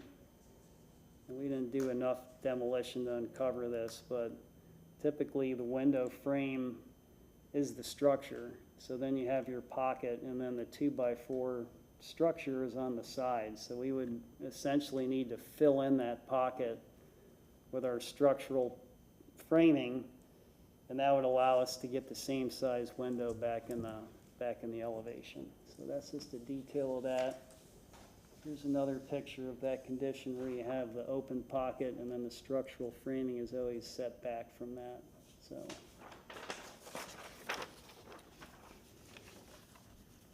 So the first, the first step would be to replace the windows. We'd have to remove all the damaged siding and wood trim around the windows, which is pretty extensive.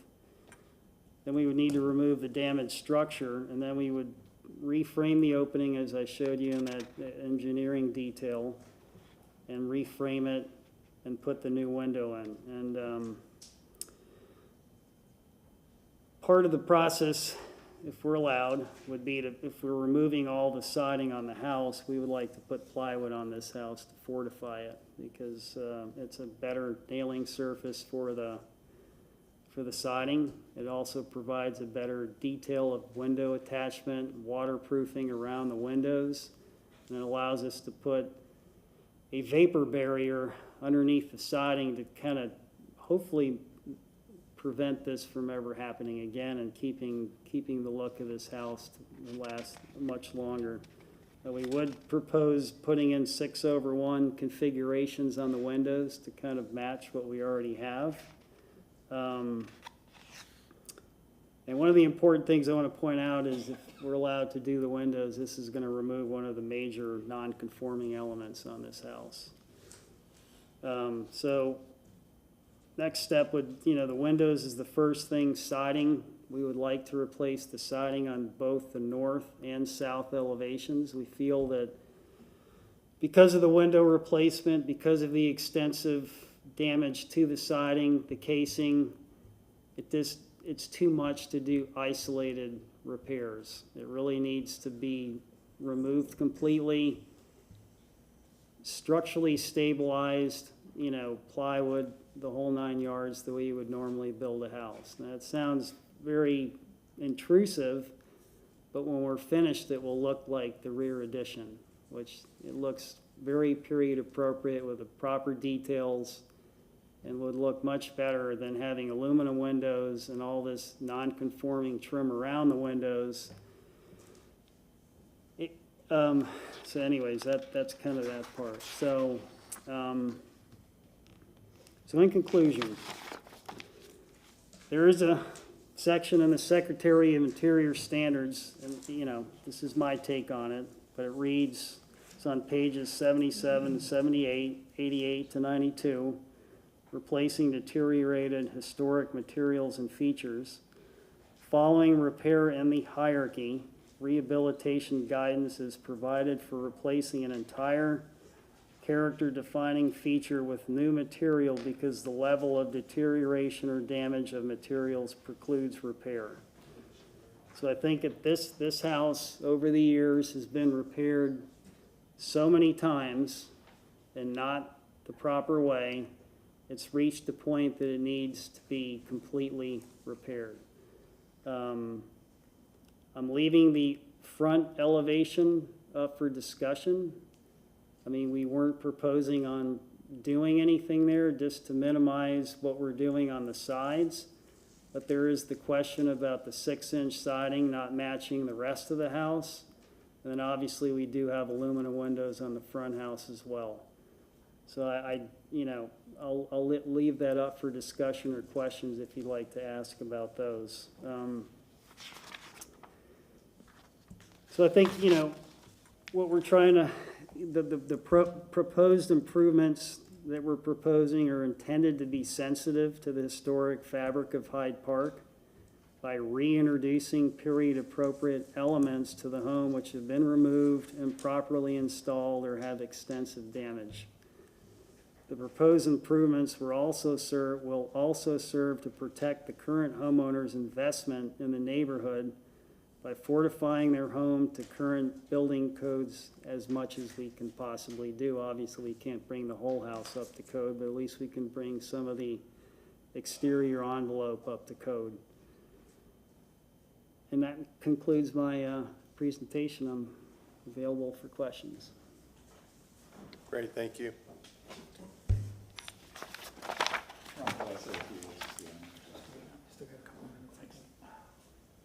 All right, good evening, Commissioners. My name is Peter Wu. I'm the owner of the property along with my wife, Alexandra Fisher. This is the third time I've had the pleasure of being in this room since 2019 when we purchased the house. We love the unique historic character of the neighborhood. We can't imagine living anywhere else in Tampa, and we're firmly committed to maintaining our contributing structure for future generations to enjoy. However, we have experienced enormous frustration with this process. We've gone through multiple cycles of applications, hearings, disapprovals, approvals, hiring agents, hiring lawyers, and this has been along the way to what we believe are just common sense improvements that we want to make to the property. I know that these seem like separate things to you all, but to us it's just one continuous frustration. It's frustrating to us because we feel like at no time have we proposed to make any improvement that's inconsistent with the traditional design of the other contributing structures in the neighborhood. And our new accessory structure is actually smaller than the dilapidated one that we fought to remove and replace. It's also no longer over the property line. So we come to you today with what I hope is the least controversial proposal that we put before this commission. We believe these repairs are critical to the preservation of the structure and encourage you to improve it without any further delay to prevent further damage. Thank you for your time and consideration. Great, thank you. That's it. Thank you. Good evening, Commissioners. Ron Vila, staff with Historic Preservation. On page 5 of your staff report, staff's finding, staff usually reviews similar projects administratively. I want to give you a little bit of background to this. With a threshold of about 25% on each elevation. We go out, we go to the site, we meet the contractor out there, and we do evaluation. Usually 25% turns into 35 or 40% once they get into it. They see additional decay and demise of the structure, so that's why that number is kind of put out there. This request exceeds that, so it was worthy of a public hearing, so the discussion will continue this evening. The second bullet item is that staff finds that or states that this particular request is a finding of fact associated with this particular structure. At no time is this precedent setting. Through the pictures and the discussion that happens tonight, wherever the ruling goes, it's confined to this request this evening. Staff finds that this application is consistent if the Secretary of Interior standards and the Hyde Park design guidelines are met. After further review, staff feels that this application does meet that threshold. I wanted to briefly go through the Secretary of Interior standards. But first, I want to start with the Hyde Park design guidelines. In the guidelines, it talks about wood siding and the wood shingles. It's permissible to maintain the existing wood siding and trim. Obviously, that's common sense. If you're going to replace deteriorating existing materials, you replace it with materials that match the original as close as possible in size and shape. The replacement materials should match the details in the width, the lap, the trim, if there's any doors, windows, fascias, soffits, and corner boards.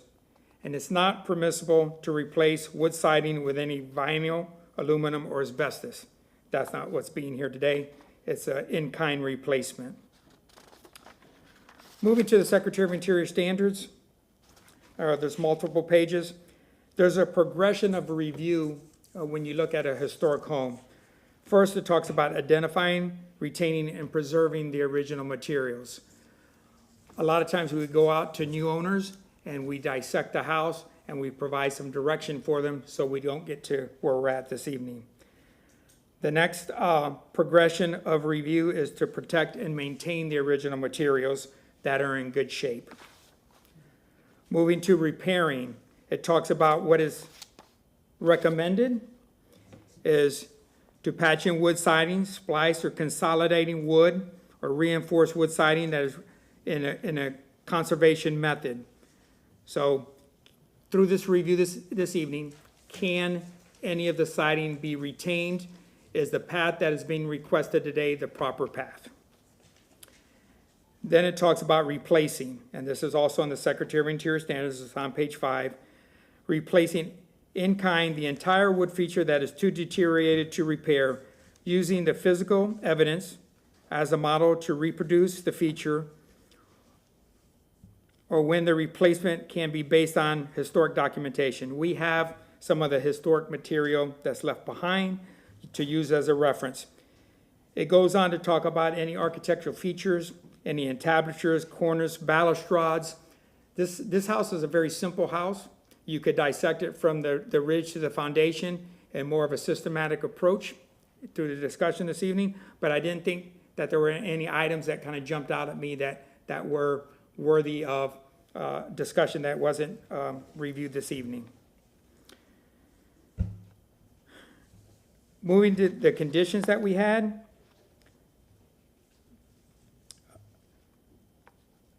In assisting the applicant coming forward, we wanted him to show you picture after picture after picture. Site visit wasn't appropriate for this, so you got the underlying condition of where the house sits today. There was some discussion on one section. He showed that the trim around the windows was going to be wood, and then in another section it talked about it was going to be hardy. So any replacement of materials this evening that is to move forward should be period appropriate. Wood, to break it down to the simplest forms.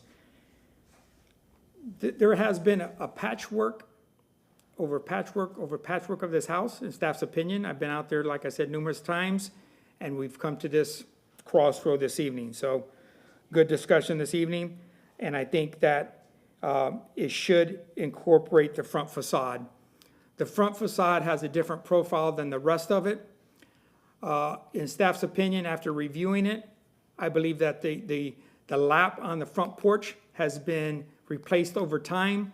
There is evidence of 4-inch lap siding that is alligator left behind on the two sides, the north and the south, which appear to be more appropriate.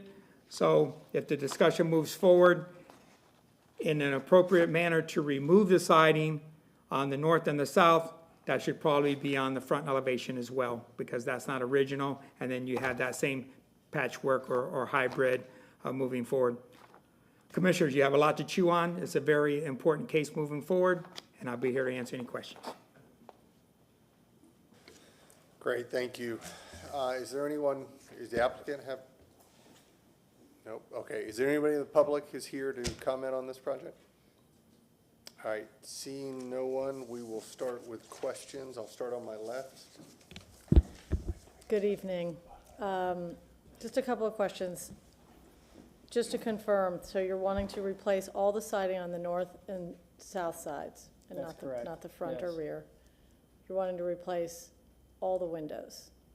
Yeah, they're all aluminum. Front, the front windows as well, or still just the north and That's south up side? to discussion. If we're allowed to replace the siding on the front, then we would definitely want to replace the windows and make those period appropriate wood windows.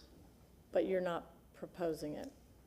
Well, I was kind of leaving this up for discussion because there's ambiguity about what, I think Mr. Vila pointed out, the Understood. lapping. I mean, the bare minimum would be the sides, because that's what's really impacting their home and causing a rapid deterioration of the structure, whereas the front is not. Mm-hmm. So the front is more of an aesthetic kind of discussion. Okay.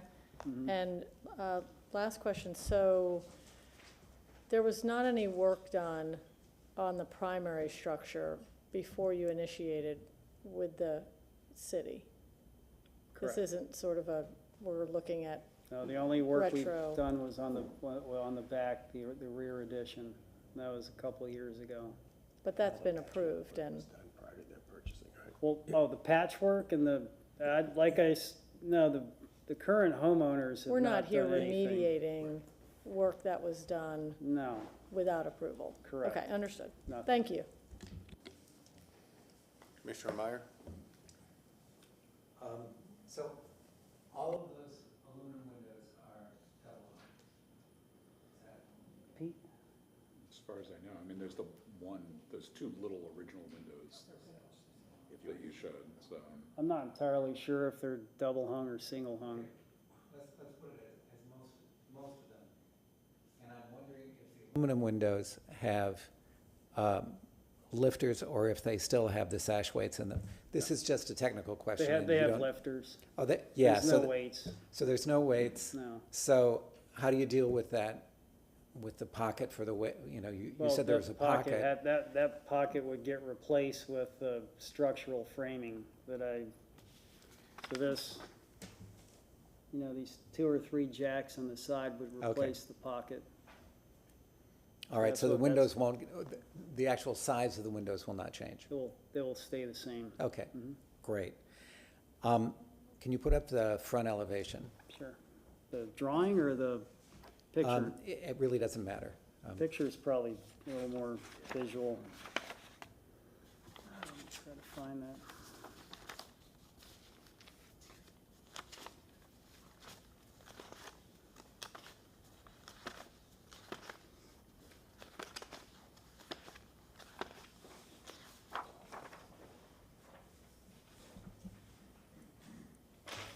And do you know if the fan light above the 2 center windows in the dormer is original? The fan light? Yeah, that half circle Oh, window that. up there, yeah, I cannot confirm if that's original or not. okay.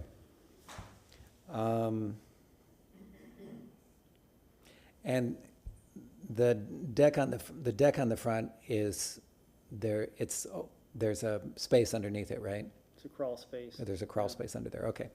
Those are my only questions, thank you very much. Sure. Commissioner Prokop? Hi.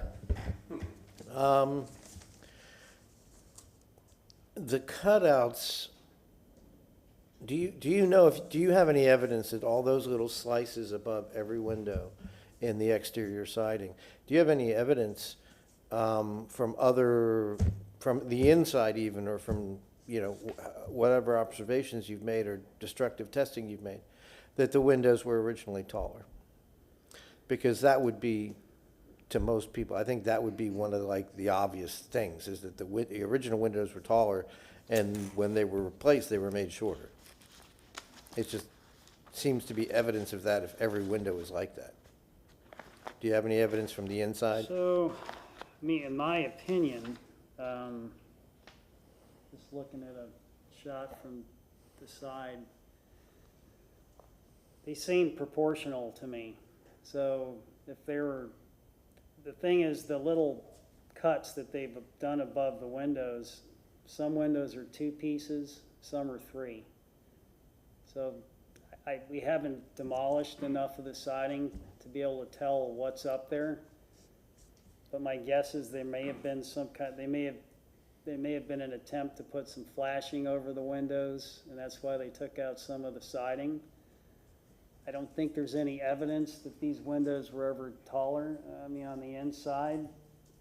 It would be, they'd be very close to the ceiling if they're on the inside and they were that tall.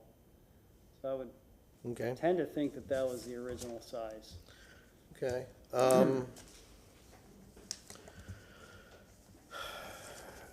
When these windows, these current aluminum windows were put in, do you think that when they put these windows in, they had to fill in those pockets already in order to install these windows? There wasn't a lot of clear evidence in the pictures. I know, but wouldn't that, as a window installer, wouldn't it make sense if As a window installer, you'd fill in the... You would think that they would have filled them in. They'd have to fill them in to put these windows in, okay. But that doesn't always happen.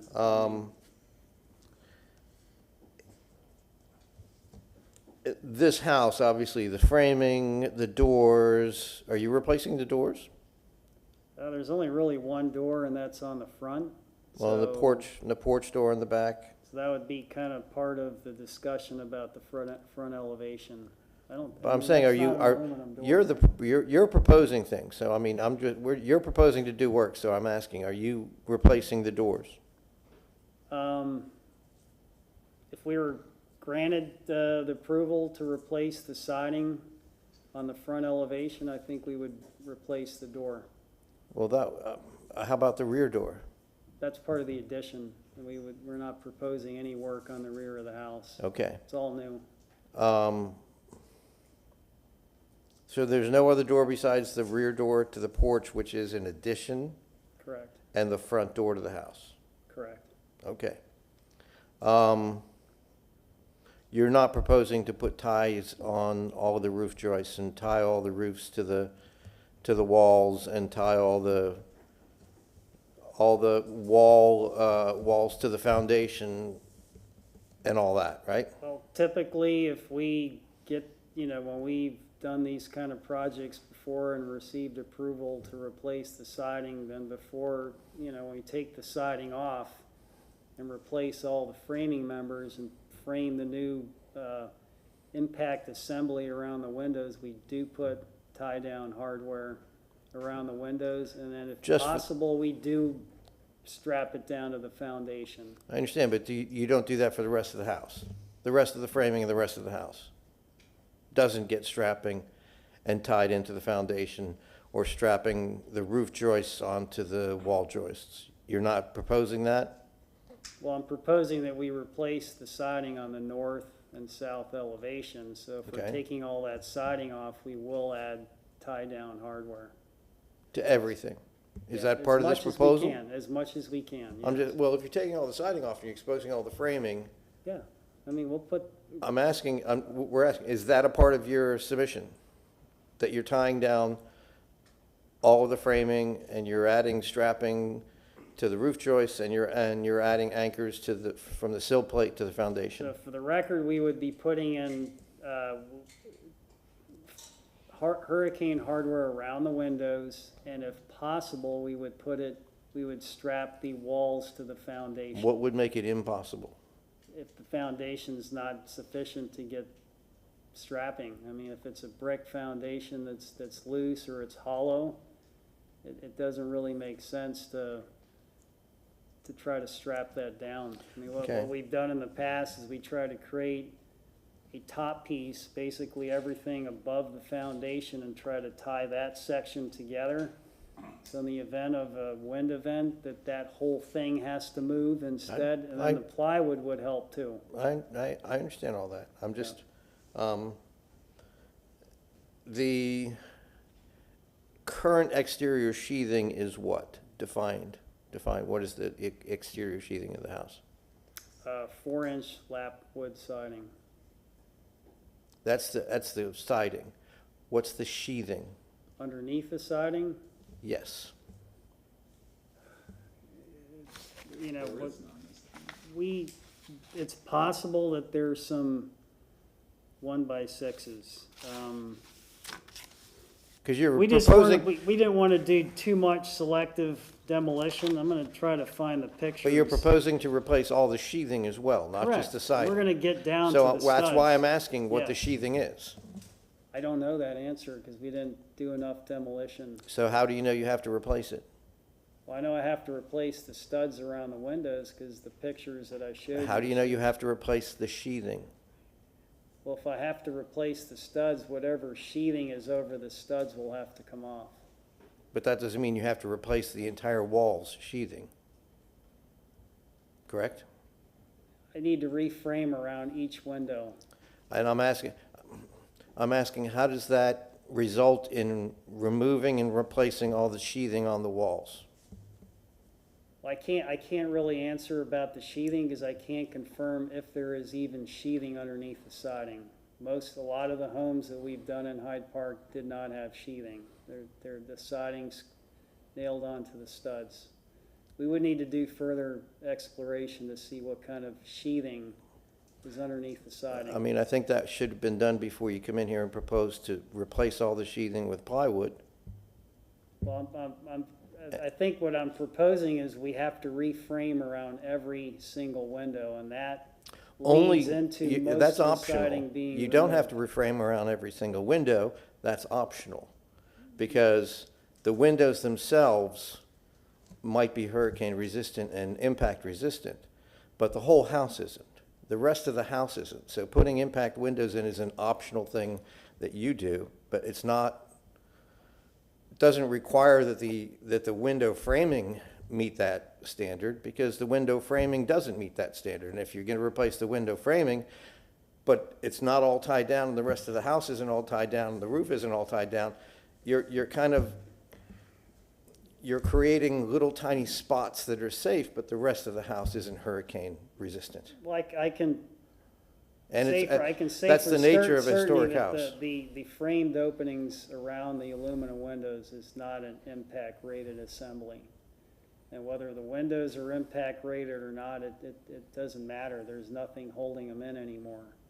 So if we're gonna put impact rated windows in, I'm gonna do my best. I understand your point. I can't bring the whole house up to code. Right.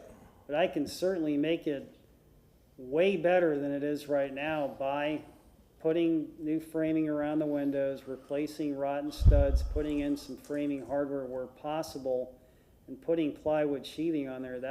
It's gonna increase the strength of the home dramatically. I fully understand, and there's no disagreement there. But what you're doing is replacing the windows as the start of a snowball effect, that to replace the windows, you have to replace the framing, and therefore, to replace the framing, you have to replace the siding, but it's optional No, to it's do not. that. I think I presented two reasons for replacing the siding. I mean, number one, it's in very bad condition. It's been butchered over time, and you've seen pictures of that. There's a lot of deterioration. Right. And the wood trim around the windows is gone. But replacing. So that's equally weighted with reframing the windows. Commissioner, I think he's given you the answer he's gonna give you. Right. And I understand you're trying to lead down, but I think You wanna got the move answer. on? I think we should move on from this. Okay, that led to my next question, is that you wouldn't have to have plywood sheathing to put a vapor barrier under the siding, correct? You could put a vapor barrier under the siding without putting plywood on it. Only if I took all the siding off. And if I'm gonna take all the siding off, why wouldn't I just put some plywood on? Okay. I've been told to move on, so I'll let other people ask questions. Okay, thank you. I've got a couple of questions. Remind me again, the lap siding that you put on the addition in the back is what size? 4-inch. Okay, and that's what you're proposing for all your replacement is 4-inch, correct? 'Cause Okay. there is precedent of 4-inch on the sides and the dormers. The dormers actually have the original siding on them. And I believe I heard staff say that the belief is some of the existing wood, albeit very little of it, is 4-inch. So I think the consensus is that was the historic size of the lap siding. Okay. I understand that you are not bringing the front or the west as a proposal, but you would like to discuss it. So my question is, would you want to change your proposal to include it? Yes. Okay. Yes. Got it. I think that's it. I think everything else was pretty clear. I guess I would say for the applicant, as a homeowner of a historic wooden house, I feel your pain. Wood repair is ongoing and nonstop, so I do feel your pain on this. My only question, it was brought up by another commissioner about the door, replacing the door. Are you having any water intrusion on those windows that are almost at the same level as your porch? The side lights? No, we actually believe that door to be original, so, and Okay. the side lights. Okay. I took it off and refinished it myself when I first moved into the house. It took me a couple of months to do it. Sanded everything down. I removed, like 8 layers of paint from it. I replaced all the glass on it, and redid all the leading around that and then put it back on there. And it's been fine. I mean, the little piece of weather stripping on the bottom of it, and it doesn't leak there, so. Got it. And last question, and this is, it follows up on Commissioner Prokop. Are the interior walls plaster on left? Yes, except in the renovated part in the back. Right, I understand that. So when these particle board casement windows were falling apart, you were getting water damage through the plaster. Is that right? There's a couple of isolated spots where that's Okay. true on the interior. Okay. All right. I've got no other questions. You have 5 minutes for, any other questions that came up? Okay. You've got 5 minutes for rebuttal? Jim Schimberg again for the applicant. Just for the record, I know you heard, in Dr. Wu's original comments, you heard some frustration. It's not taking it out on the board. It's just a lot of these issues that took place over the first 100 years of the house before they bought it had nothing to do with them. And all they've been doing since they bought it has been trying to bring things into compliance to improve deteriorated, non-appropriate period conditions. And so that's really what the request is. We really have been working well with staff, and we appreciate the board's time and the very detailed questions, and we're here to answer any other questions, but we'd ask for your approval tonight. Great, thank you very much. Okay, with that, we're going to close the public hearing and start discussion. Start on my left. So, when I first read the staff report, I had, my original impression was different than after seeing this presentation and more fully understanding what the applicant is seeking to do and what's brought him here today in this particular matter. So I'm prepared to support the proposal. It's a little unclear to me exactly what the proposal is, since it's shifted somewhat from the staff report to today, and I understand why. But I would support giving as much latitude to the applicant to make repairs to the home and restore it in the manner that he's seeking to do, and respecting all of the guidance and the guidelines possible. So that's where I would come from. Thank you. My question is for you, Mr. Prokop. Your line of questioning, I think I understand where you were going. You were trying to limit the removal of historic material if sheathing was under there. Yes, especially on the major contributing facades, the building facades. I think the side facade where the driveway is very public and very visible. And this is all just in accordance with the Secretary of Interior standards, is that if it's a public facade, that it's more important. It's more important that you preserve the actual historic materials and limit the replacement. I understand there's a whole lot of siding that's bad, but I don't know all of it is. And we're talking siding, not sheathing right now. Siding right now, yeah. All the siding may not be bad. Okay. There may be decent parts of the siding that can be saved, and you can blend it in with replacement siding. That's perfectly fine. Staff can approve that if it's under 25 or 30%, roughly in there. They can just approve that. They don't even have to talk to us. Sure. I'm saying, well, maybe maybe these facades might be 75%, but it doesn't have to be 100. At least you're saving some. Again, all I'm saying is that's what the Secretary of Interior standards say. You're supposed to save as much historic fabric on public facing facades as much as possible and not replace it all. Second, they are replacing with wood, correct? Did anybody get that? It's wood, it's wood. Okay, all right. And the casement's wood, the windows are wood. I want to make sure of that. Yeah. I think when they peeled the windows back is why I started asking about the sheathing, because it looked like underneath there was some sheathing, some horizontal sheathing across the framing underneath the siding. I don't know. I was just asking that. If they're going to add plywood to that, that starts changing the depth of the walls and the depth of the frame, at any opening. The wall is now thicker at every opening, so that has to, that's not a bad thing necessarily, that then force the windows to be set in even further. I'm just asking all these questions because it did seem like this is just a snowball effect, and basically everything on the exterior of this house is just going to be stripped and tossed. It's getting to that point where we're down to frame, we're down to studs, and nothing original is remaining on these elevations, and that's what I was trying to get at is. Does that have to happen? Do we have to get to that extent and lose that much historic fabric on a contributing structure because it's the easier thing to do? Well, rather than the right thing to do. I understand your point 100%. I would tell you, in my experience, it would be incredibly frustrating to be mandated to leave a very tiny portion for the sake of leaving a tiny portion. As opposed to doing it correctly and really as opposed to getting to a percentage, if it happened to be 75%, but every time, you can determine whether a piece of wood is good or bad. Absolutely. In the field. Which is the case with the sheathing, and I would have to believe the applicant wouldn't spend money for the sake of spending money. So if they find sheathing that is perfectly good, they very well may work with it. Right.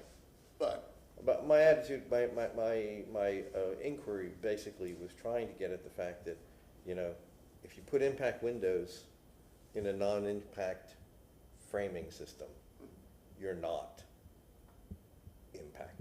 But correct me if I'm wrong, the structural engineer, Jimmy Ragukas, I believe his detail was getting it to. For that window. Right. But the rest of the house and the rest of the framing and the roof and all that, none of that has the same resistance. So you're going to have like I said, you're going to have little tiny pockets of resistance, but the rest of the house is, a 2x4 is going to go through the wall right next to the window. Fair point. And create an opening, and then the opening and the rest of the house isn't framed and tightened and held down. So the 2x4 missing your window that's really nice and impact resistant and going right through the wall next to it and creating that opening, your roof is still going to blow off, everything is still going to happen. So you're only fixing 10% of that wall is impact resistant and the 90% of it isn't. So there's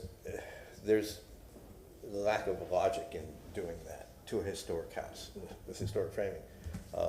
That's all I was trying to get at. Is it Commissioner Matt? I would like to think about the 6-inch versus 4-inch issue. And it seems to me like they put this kind of colonial fan light way up on their dormer, and it was in the 30s that, like, the colonial style became really fashionable. And it seems to me like this may have been part of that. And if that is indeed the case, then it is appropriate to keep the wider, the 6-inch framing, the 6-inch reveal on the siding on the front, because that was how they differentiated this colonial stuff from the more Victorian 4-inch stuff that is around the corner. And we are also, of course, we are allowed to keep stuff that is part of the historic, you know, that has become historic even though it's not original to the house, right? And again, that's the front facade. Yeah, And without any evidence to the contrary, it is certainly appropriate that it could be, To keep it. that it could remain that 6-inch Right, stuff. to keep it. And they could then go ahead and replace their windows and deal with the sheathing as conditions indicate. but that the 6-inch front siding, which is in, Pretty good shape there's no because it's evidence always that it's been. not in bad shape and it needs to Yeah. be replaced in and of itself. It's okay because it's sheltered, covered, everything else like that. Yeah. That it's appropriate not to just, again, rip everything back down to studs, especially on the facade facing the street, the main public facade. You should preserve as much of a public-facing facade as possible. At all, you know, that's the one you spend the time on.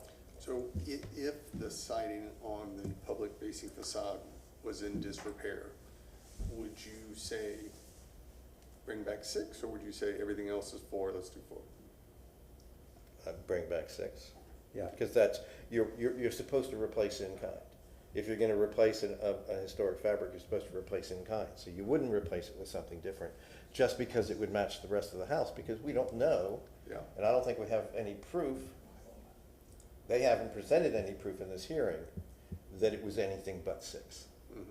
So that's the logic behind that. Does it make you more comfortable to do full removal on the north and south sides if the front facade is maintained, given the reasons you just described? I'm still not comfortable with doing that either way, whether the front facade is preserved or not, because the front facade should be preserved no matter what. It's the main street-facing facade. But the one side with the driveway is also a very, very visible public side. I'm just not sure 100% of the wood is missing, is bad, you know? So. Staff has been out there and they have made a recommendation that they are, at this point, comfortable with that, with replacing it. I think we could condition. I'm more of a pain in the ass than staff is. I know that. I think we could condition our approval that they use best practices in retaining as much of the historic fabric as is possible while they accomplish this. Or even this if they renovation. if they come across some that is in good shape, if they come across some of the siding that's in good shape, if everything that they put back is going to match it, then they can take that original stuff off and then put it back. They can put their sheathing on, they can do whatever the fixing they're going to do, and then put original siding back and blend it in with the new stuff. I mean, we've done that in my office on numerous projects, where you pull the original material off and then you put it back on, once you've done the repairs that you do. All the great stuff that you wish. Yeah. And by the way, I think these folks deserve some credit. They did give a very thorough and a very professional presentation. Right? What they really deserve is a finding of fact. So, is there any more discussion? And I would tell you, I appreciate everything you're saying, and if we want to call it best practices, that's fine. I agree with you on the public-facing west side. There was no evidence given to us that the 6 inch is not original. I'm a little suspect. I think it's probably 4 inch, but no one can say that it's not, and it's in good shape. So I would be in favor of leaving it. I think the north and south side, just the very detailed presentation, it looks like it's in terrible shape. And by the time they do all the repairs and everything they should do, and they should do as much as they can to structurally secure this building, I think there's gonna be very little left to salvage. But to your point, if it's best practices that they can reuse a little bit, great. But I don't have an issue with it on the north and south side. So, looking for a finding of fact. So we're just granting a regular certificate of appropriateness here with conditions, if that is what we're, okay. The finding of fact is a term that we don't need to put into the motion, I believe. Move to grant a certificate of appropriateness for the drawings and documents presented at this public hearing in ARC 24-0000. I have the wrong one. 276. Oh, it is 276, okay. 00000276 for the property located at 818 South Edison Avenue, with the following conditions: that the renovation of the north, south, and west, am I getting this? West or east? West.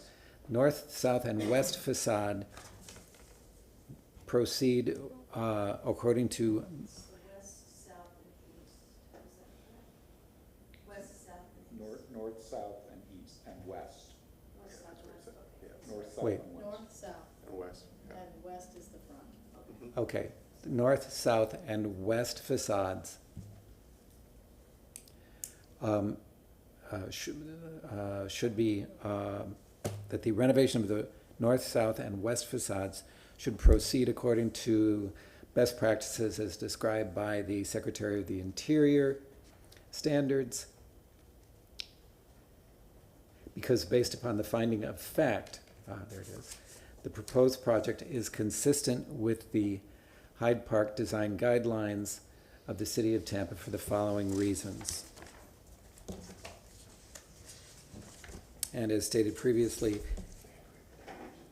it will be completed according to the Secretary of the Interior's standards for the rehabilitation of the stated elevations. A point of clarification on the motion. Just to be clear, because we had a lot of discussion, the inference is that the 6-inch siding would remain on the front. And if you could please clarify if the window replacement on the front is implied in your motion language as well, with the trim. Okay, so I should, and that all of the windows on these elevations shall be replaced with vinyl clad. Oh, I'm sorry, that's right, they're wood. That they should be replaced with wood windows, that period appropriate, along with their trim. And the siding in front? And the, oh man, okay. And the siding shall remain the 6-inch exposure. Sorry about that, Alexis. Real quick for staff, did we need to state I don't see it written here, the size of the siding, but are we clear the size of the siding on the north and south? Ron Vila, staff, we're Historic Preservation. I think for clarity, it should all be spelled out, so when we go in the field and we send our inspector out there, that we have clear direction from this board. Okay.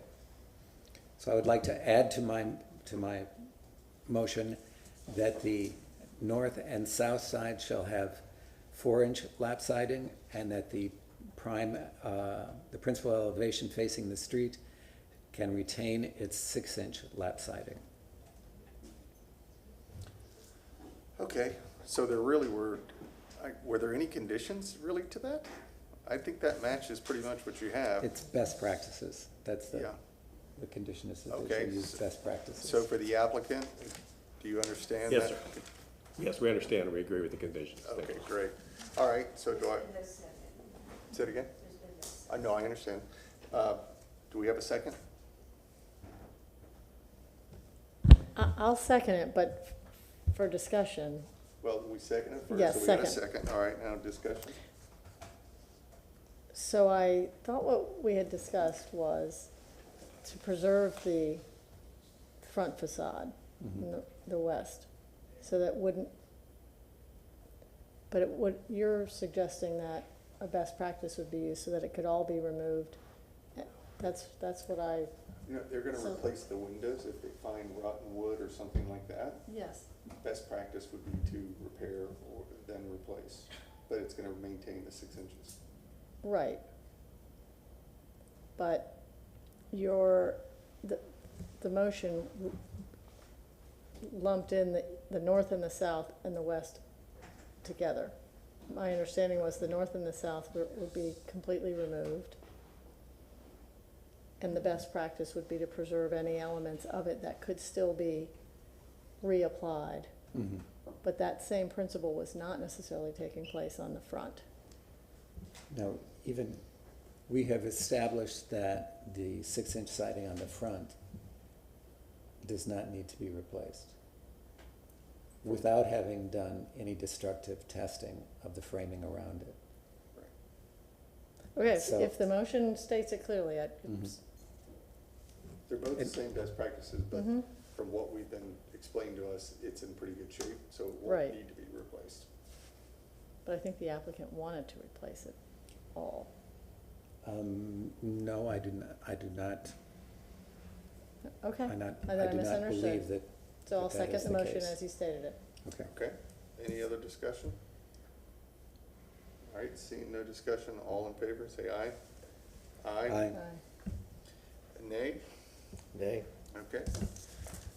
Motion passes. Thank you.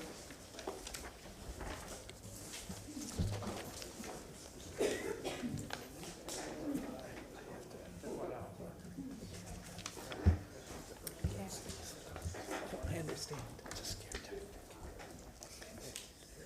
to. Commissioners, Elaine Lund, Historic Preservation Staff. As we move through the agenda this evening, the next case is ARC, excuse me, ARC 24-0000282 for the property located at 316 West Park Avenue. This is in the Tampa Heights Historic District. This is one of the satellite properties in the Tampa Heights Historic District. There are 4 of these sites that are located outside the contiguous boundary of the district. And you can see as we move to the photo presentation, sort of on the furthest west, the westernmost parcel that's considered to be in the Tampa Heights Historic District is shown here in green, and that is our subject site. Looking at the Sanborn map, excuse me, looking at the Sanborn map from the 1920s, you can see that there was at that time a building located on this site. Obviously not the same building as the one that's there today, as the subject property was relocated, I believe in 2005, from Ola Avenue. This is the present-day aerial map. You can see the site in its present, the house in its present location on Park Avenue, in between Massachusetts Avenue and North Ola Avenue. This is a picture of the front, or the north side of the subject site. This house was constructed circa 1903, and it is considered contributing to the district. Here we are looking at the east side of the subject property. And And then sort of to the west, I believe there's a tree and a fence in the kind of in the way here, so it's difficult to get a full-on shot of that side. But this is looking at the north and west elevations. And then we have a picture looking at the further back toward the rear along that western side. This is the rear of the subject site.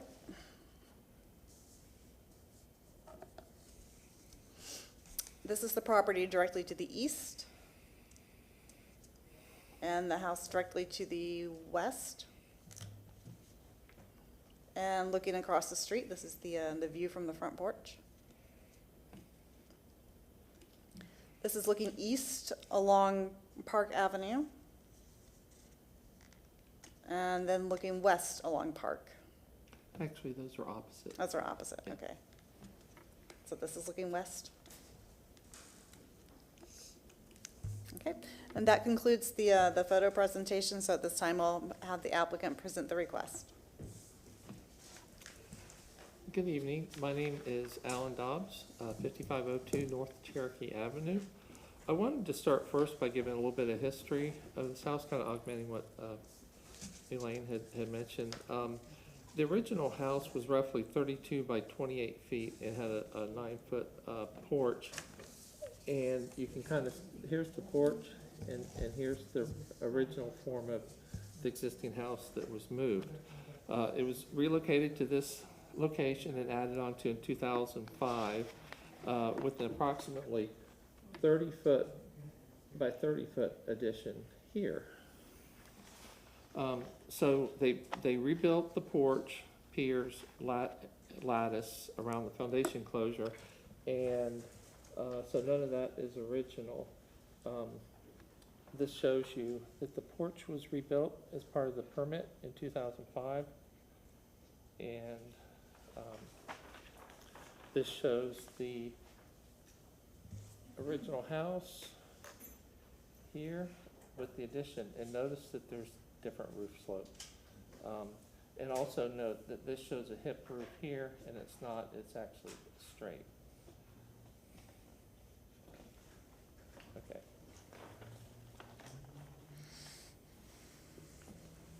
So this house, it was moved in 2005, and they did a lot of work, and then it has sat.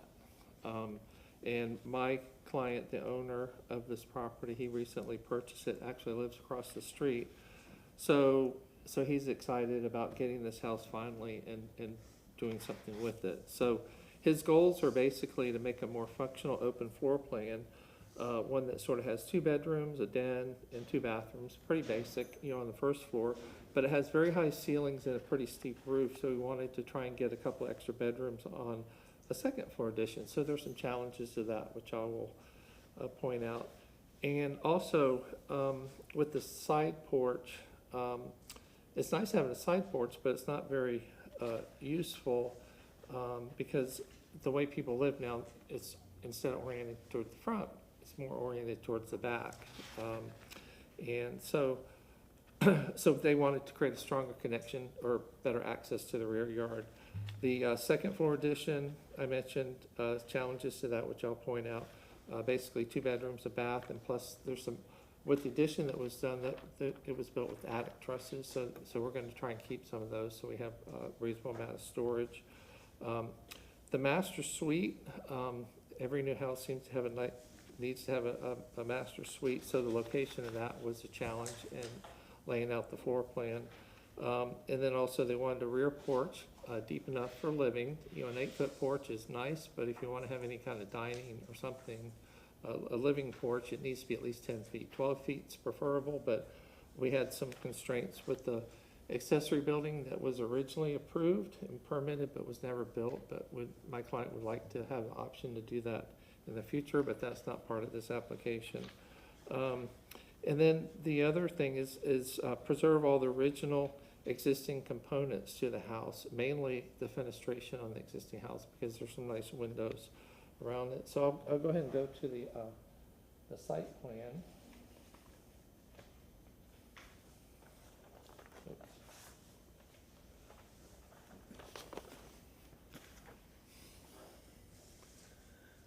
So with the site plan, one of the challenges is when you have a driveway, that's sort of like the public side of your house, which would mean that the kitchen, dining, and everything would probably be on this side, and then living would be on this side, and then you have the porch here. So maybe it was intended, there was originally a sleeping porch or something like that. So, so we wanted to have all the living kitchen areas on this side, and this side primarily bedrooms. You can see the rear porch addition there. With the wraparound porch, this part of the porch would not really be used much for anything, and plus one of the challenges I mentioned before was getting the master. So the master is actually in this area, so this is part of enclosing this portion of the porch, gives us a little bit larger master with like a sitting room or home office, and then extending the porch, and then the porch the roof, which I'll get into, resolves this massing issue where the addition, previous addition, steps in like a foot on each side.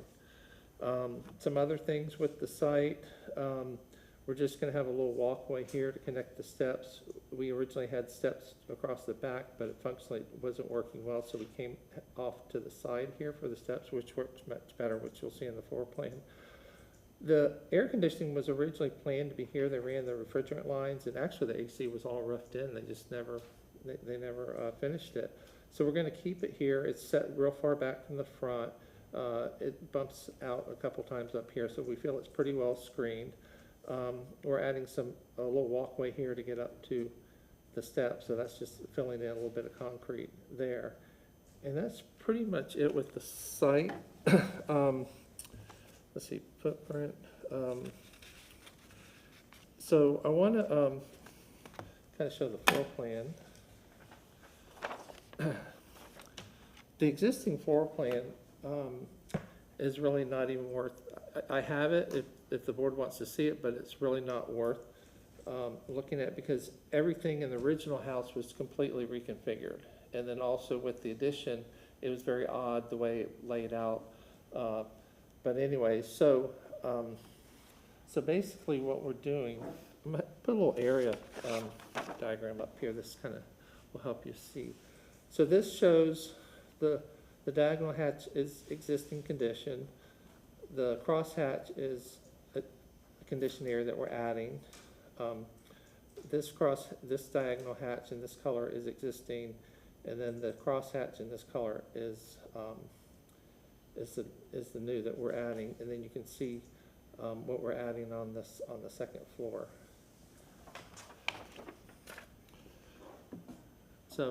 So the floor plan kind of helps explain why we're making changes to some of the fenestration and windows on the house. As I mentioned before, we're preserving all the original except for the window right here, which I'll show you a picture of it. We're basically going to keep it, but we're going to relocate it to here. And it's done in such a way that if at some point later, as part of the Secretary of Interior standards, if this was removed, then this window could be put back into this wall. And then, so you can see up front here, we have a den bedroom, so we're maintaining these existing windows. Further back, we have the master with its master bath.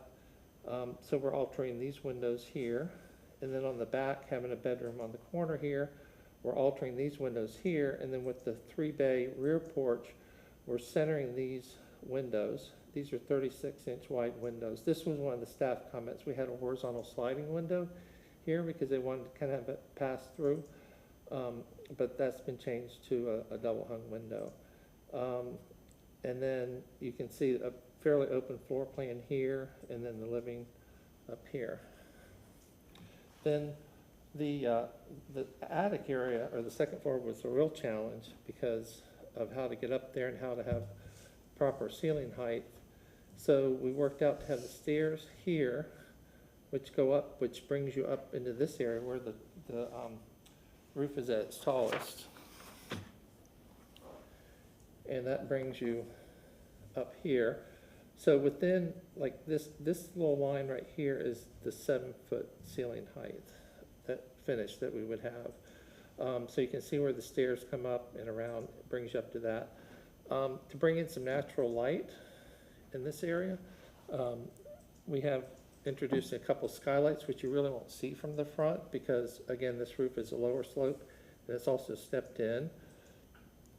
This area here, the dormers were the biggest challenge on this house because originally with the form and everything and differentiating new from existing, the shed dormer probably the most appropriate form. But the problem with the shed dormer is the geometry didn't work because of it being a rectangular form and not having a gable. It limits how far you can bring this line back. So we did a gable dormer this is the opening that we make in the roof. One of the staff comments was separate the dormer roof from the ridge, so we lowered it, so now it's totally separate there. And again, it's just a bedroom on each side, and then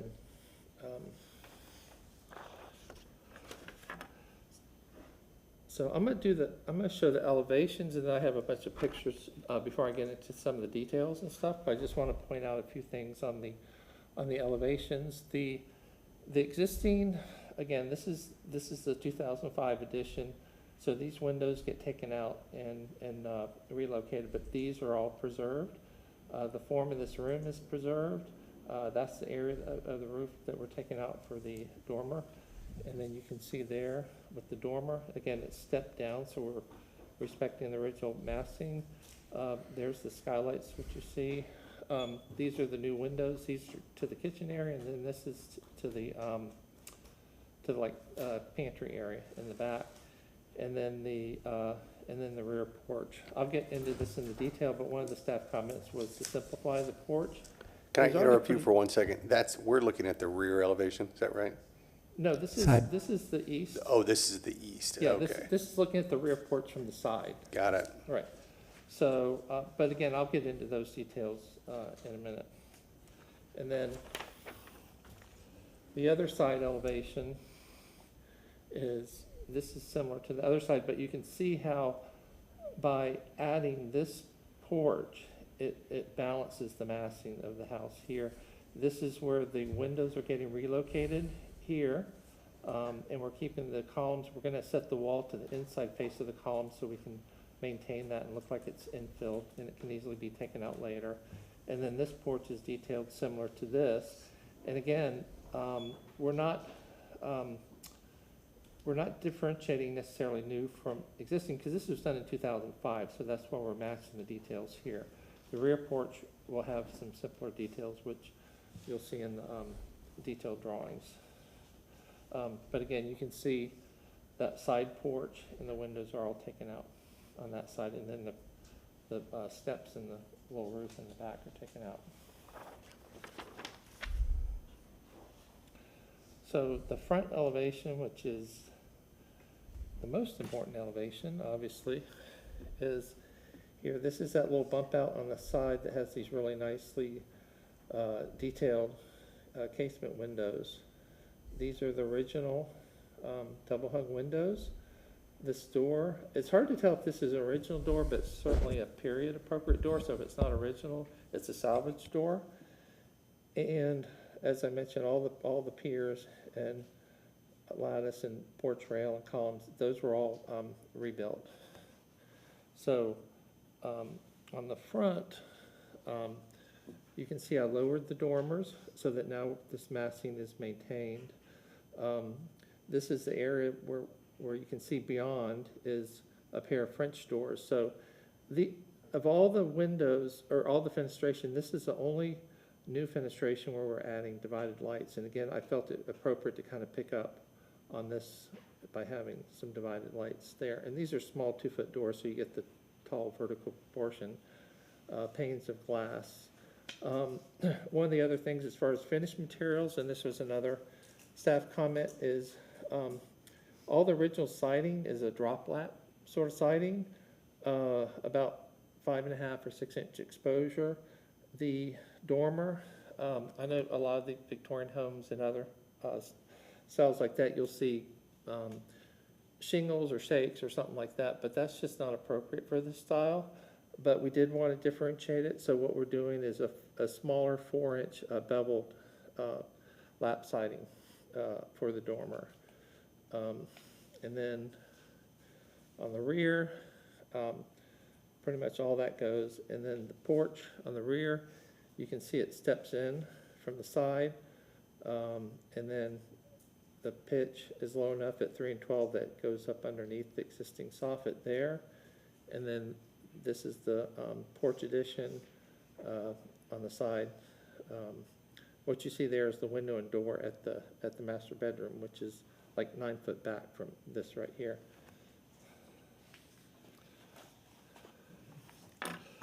So before I get into the wall sections, I wanted to go through a lot of the details because a lot of the material palettes kind of shows up in these photographs.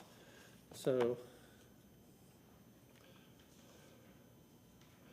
and there's some things on the existing that we want to kind of fix too.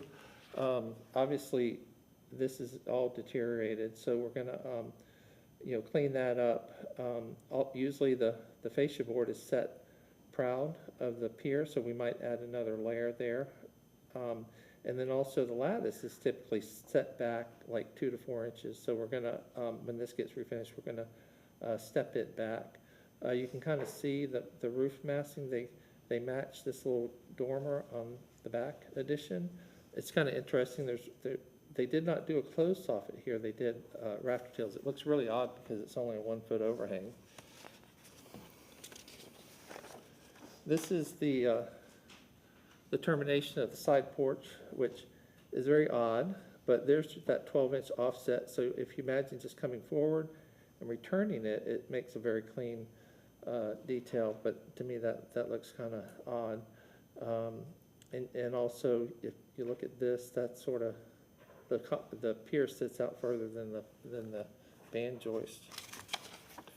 The ceiling on the porch. Again, 2x6 rafters, has beadboard, and it has sort of like a 1x12 on the bottom, and then a couple layers here on the face of the beam because it's deeper than 12 inches, so you have to do that in layers. But again, all this siding, trim, corner boards is all original, but all the roof was done in 2005. This shows the original and then the 2005 edition. You can see they're very similar, but I have some pictures that kind of show this siding looks a little bit different than this, and also it hasn't held up to the weather very well. This is where the current electric service is, so we're going to keep that there. This shows that issue with the porch, so we're going to try and clean that up. The porch detailing, is not very well, so we're going to replace the deck boards, but in kind though with that. It's 5/4 by 6 boards. This is just kind of more of a for your information. I thought it was an interesting picture. This is looking straight up at the hip. It's kind of interesting that they did not use a ridge board. They just came right across. But this another view is, so it's basically within this area right here is where we're going to open up, for the dormer. This is another view. So in the bump out with the nicely detailed windows, it kind of steps down. Again, it's very simple rectangular mast for the original house. This is the west or south side. As you can see, the siding has really deteriorated over time. So that's going to be repaired or replaced as necessary in kind. This is that special window that I mentioned. Very typical for old dining rooms, so we're going to take that, and when we pull it out, we're going to lower it so that the head is below the beam here. So that will lower the sill a little bit. So, and then this is the existing front door. You can see it looks like a period door. I don't know if it's original, but so obviously that one's going to remain. This one is the one that's on the little side porch on the west side. Which you can see the siding's in really bad shape on the west side. But this is the exact same door, so we're going to relocate this to the back, so you'll sort of have the front and back doors exactly the same. Then this is the typical window, fairly wide. You can see the head case extends a little bit past, and the sill the same. And you can, here you can kind of see the difference in siding a little bit better. You can see the old siding, the edges are all kind of rounded, it has some patina. This is a little more straight, a little more crisp lines. And also, it looks like they didn't line up the coursing as well. Oh, okay, yeah, I just got a little bit more.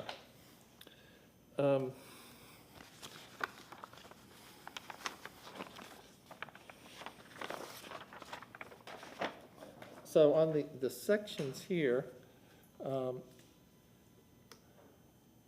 so this is a section, there's two cross sections. This is the section through the addition, and this is actually where the opening is for the attic truss, right in this area right here. So that's what we're opening up. But to get more, is this zoomed? Yeah, this is zoomed out as far as it will go. So to get more, we have 11'3" ceilings or wall height. So we're actually dropping that floor so that we have 9-foot ceilings, which is actually very typical for 20s homes. I know this one was built earlier. And then this sort of goes through the stair area and shows the skylights there. And then here, this is a section east-west, right through the center of the dormers.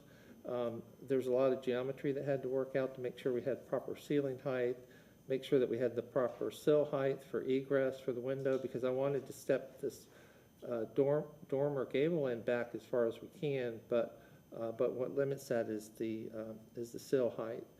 And then also my client, of course, wanted to maximize the ceiling height, so this was originally 9 in the middle, but we lowered it down 6 inches. So this is wall, and right here is where it goes and slopes up, and it slopes in over here.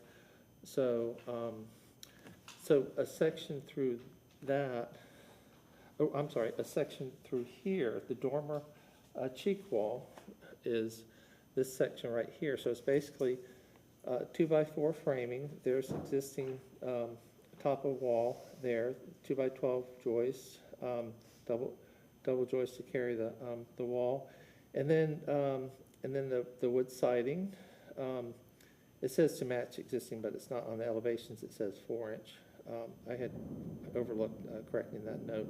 We'll have a freeze board with the bed molding, and then on the soffit, we're going to do a slope soffit with a plumb cut, because when you have a gable end, you don't want, these are called pork chop eaves. I'm sure y'all have heard of that, but that's not an appropriate way to do it.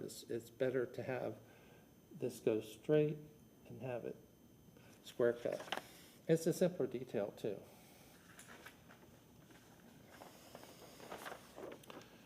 And then this is in response to the staff comments for additional sections. So this is a section through the rear porch. So you have, excuse me, so all this hatched area is all the existing. That's that rear dormer. You can see where we're dropping the ceiling. And then the porch is detailed like the existing porch, but it's simplified.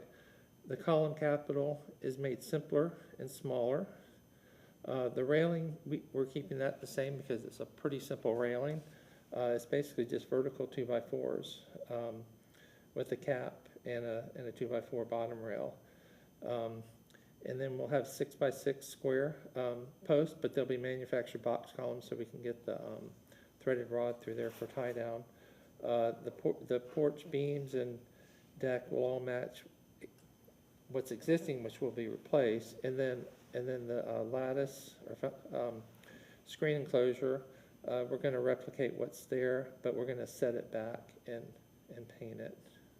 So that's the rear porch, and it's also the porch addition on the side. It's the same detail.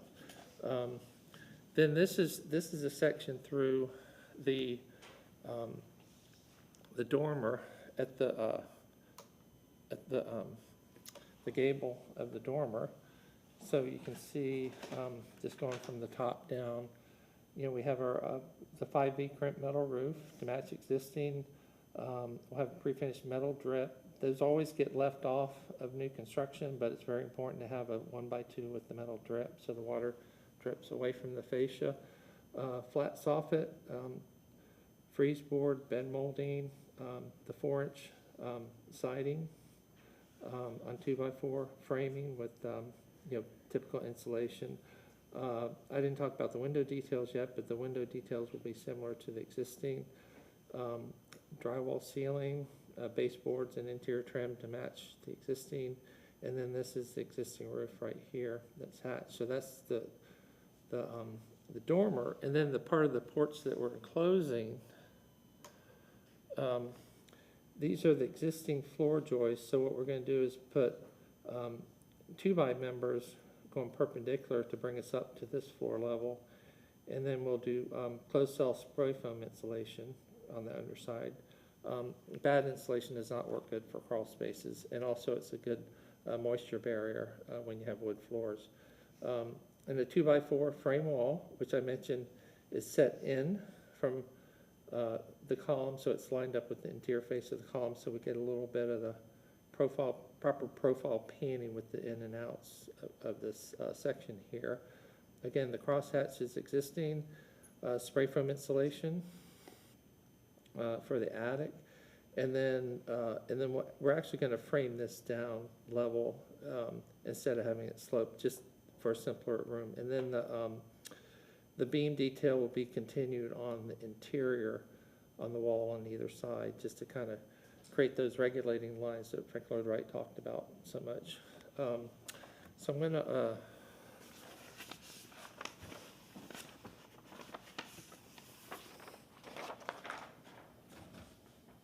so the window details are basically, we're matching the existing. So, I talked about the side casing, head casing, it projects beyond.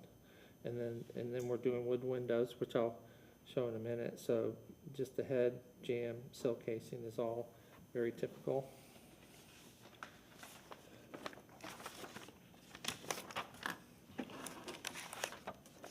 So the wood windows that we're using or proposing is Sierra Pacific wood windows. I just used them on a house in VM Ybor, and they're an all wood window, and the style and rails are pretty well proportioned, and of course they're wood. So, but no divided lights on the windows. The French doors, wood French doors don't hold up very well in our Florida climate, but this door I pretty much use on every project in the historic districts because it's such a great door. It has very traditional kind of profiling for the glass stop, and then I don't know if it picks up in this picture, but I don't know if you can see there's a light wood graining. So it's a very nice looking door that has the finer detail that you would see on an original door. The hardware is something a little more contemporary, but just a dark bronze. Ignore that one. And then the lighting, again, stay with this sort of dark bronze aesthetic, but something a little cleaner, period appropriate.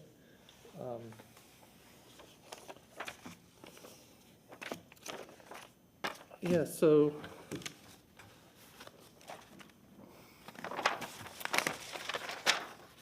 on the elevations, I talked about the new window locations.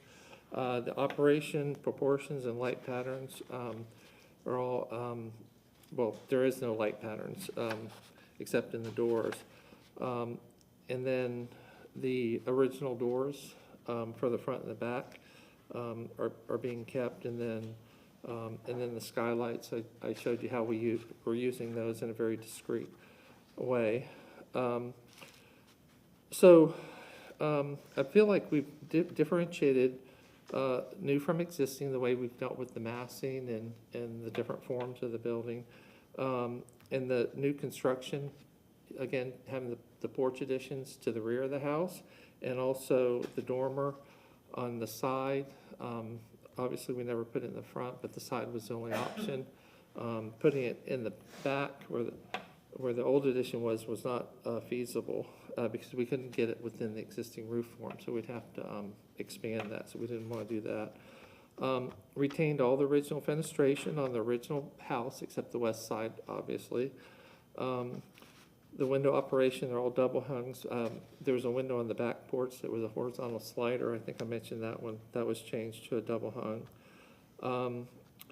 And then I lowered the dormers to reduce the conflict between the new and the existing. And then I talked about the wall sections and porches. So, and then I went through the material palette. So I feel like, I feel like this meets the 11 standards.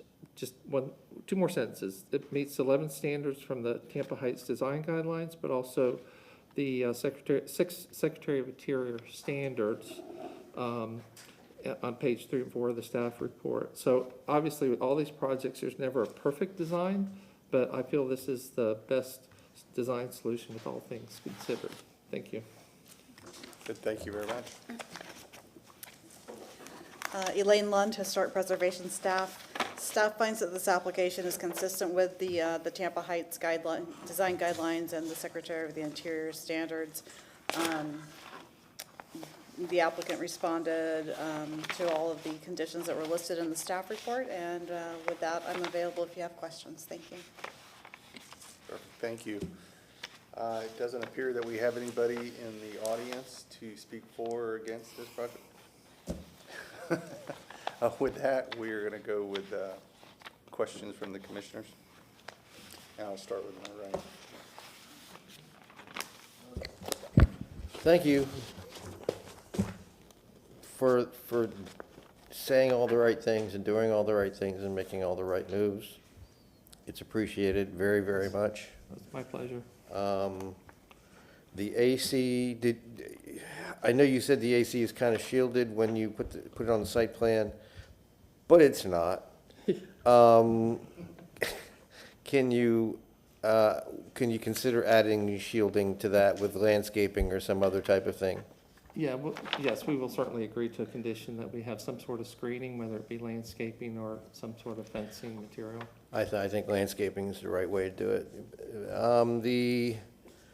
Have you considered, given the nature of this building that has been relocated, and the foundations are brand new, and the lattice screening in the foundations is new, but then there was an addition put on it, which is different date from the original house, and now there's another porch addition. Would you consider, or have you considered, let's put it this way because it's a question, that the lattices be pushed back from the brick face a different depth based upon the age of the addition? That's an interesting question.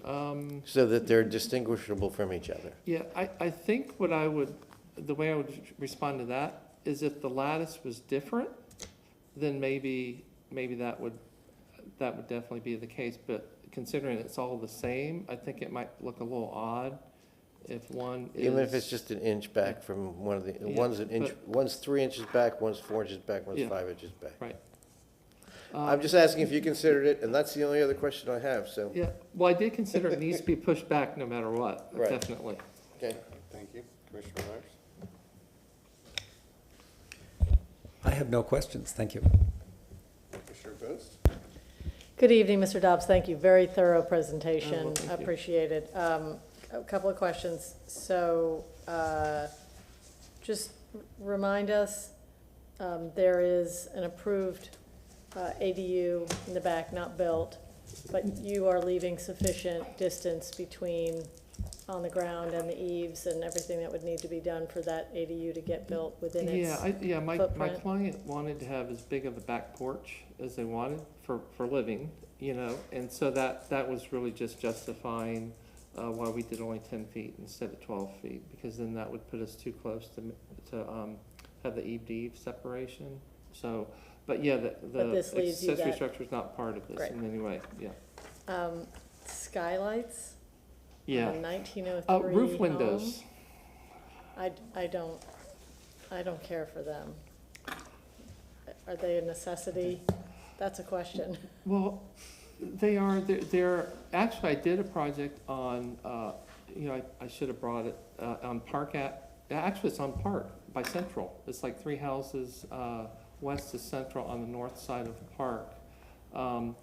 My client wanted to turn the upstairs into a master suite, but we didn't want to do a dormer. We got a lot of pushback, from staff, so we didn't do a dormer. But what we did was a roof window that was large enough to meet egress, and it was on the side, and so you really didn't see it. This is on the side, but it's also further back, and it's in the part of the house that is not historic.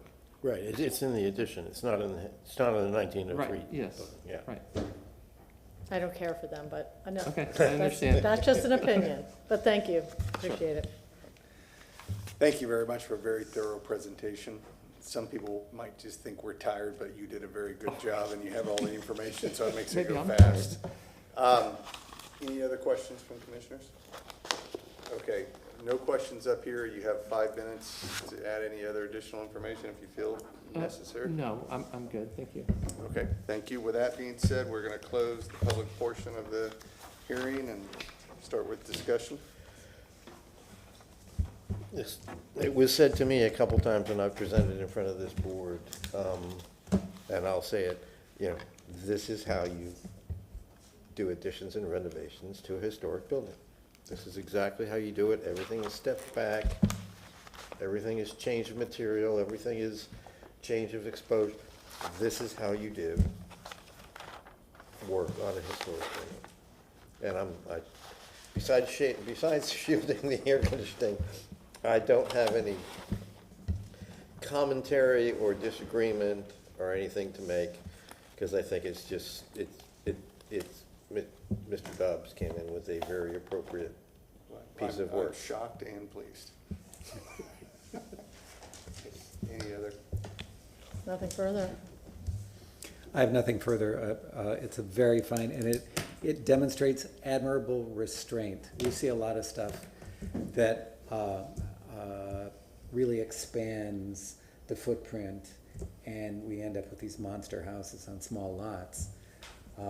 And this has a large lot, and you went for a second-story addition, which is much more difficult, but it's really nicely done. Thank you. So it sounds like we're looking for. Great, I agree. I would move to grant a certificate of appropriateness for the drawings and documents presented at this public hearing in ARC 2400000282 for the property located at 316 West Park Avenue, because based on the finding of fact, the proposed project is consistent with the Tampa Heights design guidelines for the following reasons: that it is consistent with scale, massing, materials, site orientation, and other items noted, and with a condition that the AC equipment be appropriately screened. Okay. Is there a second to that? I'll second that. Do you understand the condition? Yes. Okay. All right. We've got a second. All in favor, say aye. Aye. Motion passes. Thank you. Nice job, thank you. Good evening, Commissioners. Ron Vila, staff with Historic Preservation. Our last case this evening is ARC 24-00000283. The address is 909 South Dakota Avenue. There is one structure on site. It's a contributing structure, which is the primary structure. The zoning is RS60. They're going to request about a 518 square foot addition, 2-story, with a wraparound porch. We have a presenter this evening that wasn't part of the original docket. She did fill out the appropriate paperwork. She just got the plans now and she's filling in, so we could get through this evening. As part of the past action and future action, there was an accessory structure approved on the site in June, and then you see here that they've already applied for an ad valorem tax exemption that will be coming next month. When you look at the tax exemption, you look at the the site, the exterior of the structure, and then we also go into the interior, so it's more of a complete presentation. At this time, looking at the photo presentation, I'm just going to go through this briefly. Property faces Dakota. It's an interior parcel. Does have an alley in the back. It has a wraparound porch in the front that comes to the side.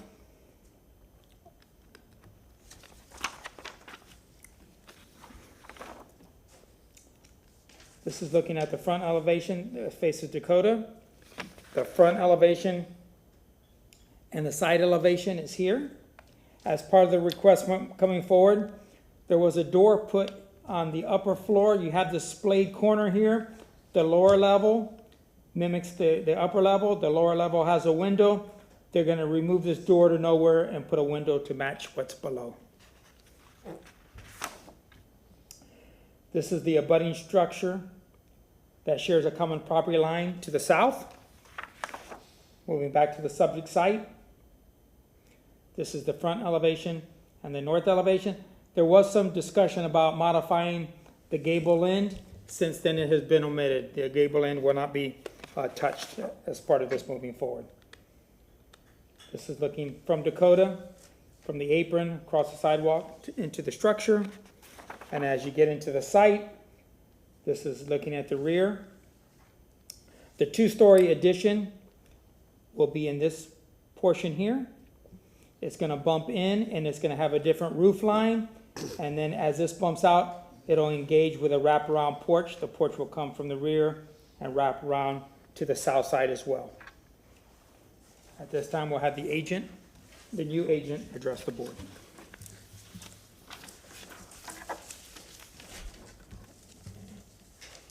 Hi, good evening, Commissioners. I am the pinch hitter for my friend Jim Lloyd, who wasn't able to be here.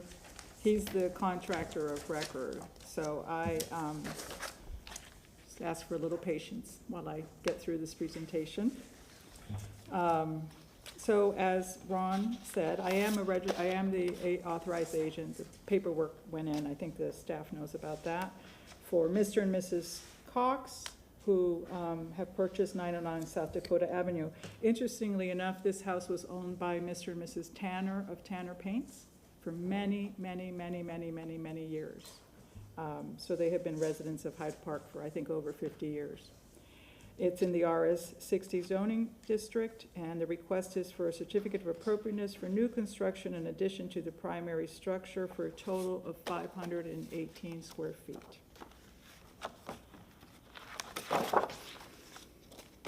And as Ron mentioned, there have been last-minute discussions between Mr. Lloyd and the staff, and he has written an email, and so I'm going to present what he has agreed to change.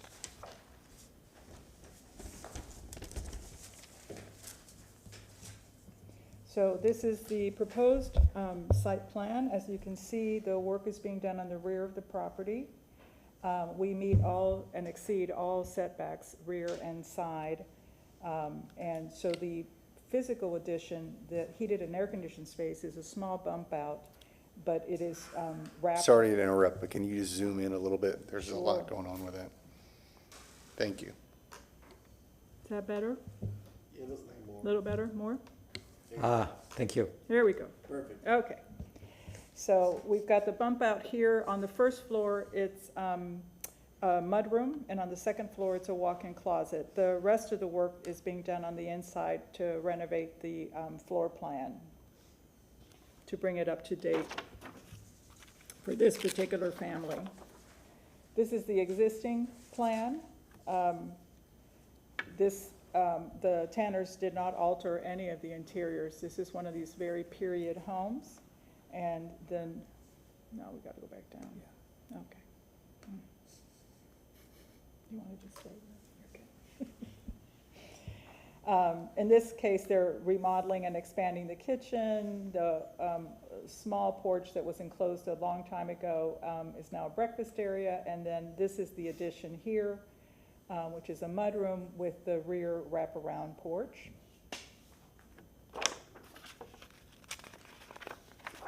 On the second floor, there are extensive interior remodels, but again, what pertains to this board is the walk-in closet that is sitting over the proposed mudroom.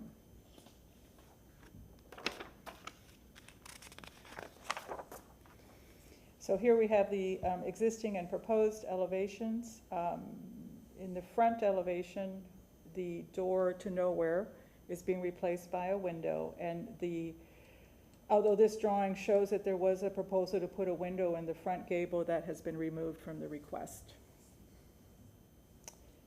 This is the existing rear elevation. You can see that that was a sleeping porch at one time that was encased with windows. This is the two-story addition, which, to differentiate it from the rest of the house, has a different roof outline. It obviously comes in from the rest of the house, and then basically there's the wraparound porch on the rear elevation.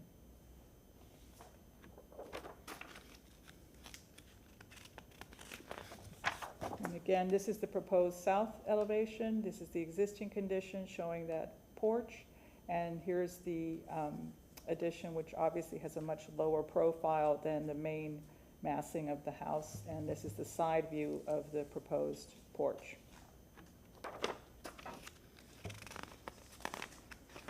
And here we have the north elevation. And again, there's the proposed addition. There are two new windows that are being suggested for the north elevation. Those are kitchen windows. They are on either side of a range, but all the other windows and details remain. This is the roof elevation, plan, the existing and the proposed, showing the roof covering over the walk-in closet and then the porch roof below.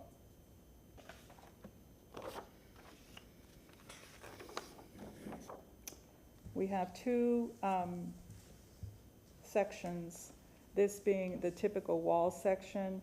The materials, and I'm going to read what he wrote. He says, roof shingles to match the existing house, which will all be replaced. Apparently that's going to be a request with the building department. Overhang materials are to match the existing residence, all wood. Beadboard soffit, one by fascia. Soffit is closed, no exposed rafters. Exterior wall materials are wood to match existing square dolly Varden siding, 1-inch thick corner and trim board. See photos, which I will provide in a minute. Foundation is brick piers to match, and we will work under house closure to meet staff guidelines. I believe that he means between the piers. The windows are gelled when wood on wood, and they are 1/1s to match the existing condition. Doors will be fiberglass clad with impact glass. Trim and porch materials were mentioned above, and hardware and lighting will be similar to existing, but will be reviewed with staff as usual before the application. This is a small section of the new porch detail.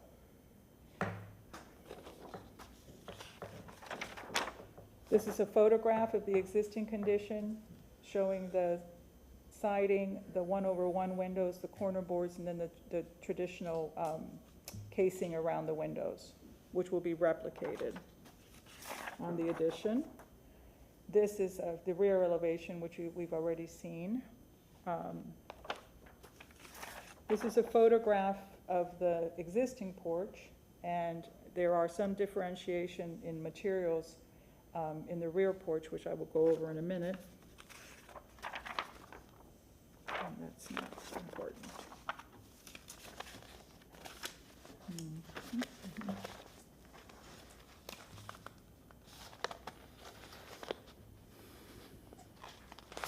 I believe I've addressed all the issues that the staff raised, that they needed additional materials. However, regarding the rear porch, there was a discussion with staff earlier today about having columns that were smaller than the columns on the front porch. The decking material on the floor is going to be a wider deck material as opposed to the tongue and groove that you would see on the front porch. Trying to think what other, and the spacing on the railing is going to be different from the spacing on the front porch.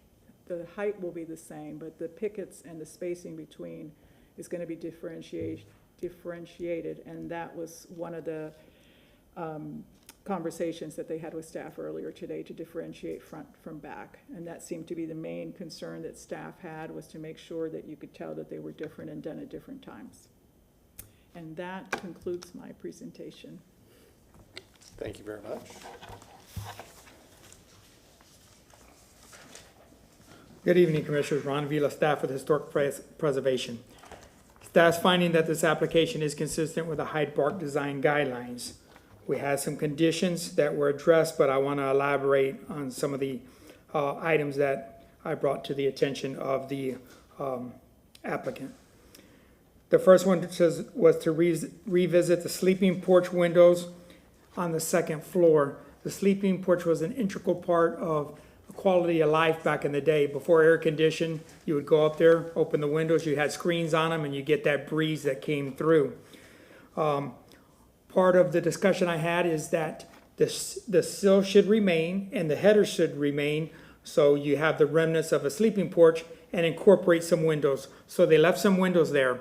In between where the windows are not, they'll put lap siding to match, but it'll be a reveal from the header and the sill, so it'll be inset. So obviously it'll read as a sleeping porch. That was one of our concerns.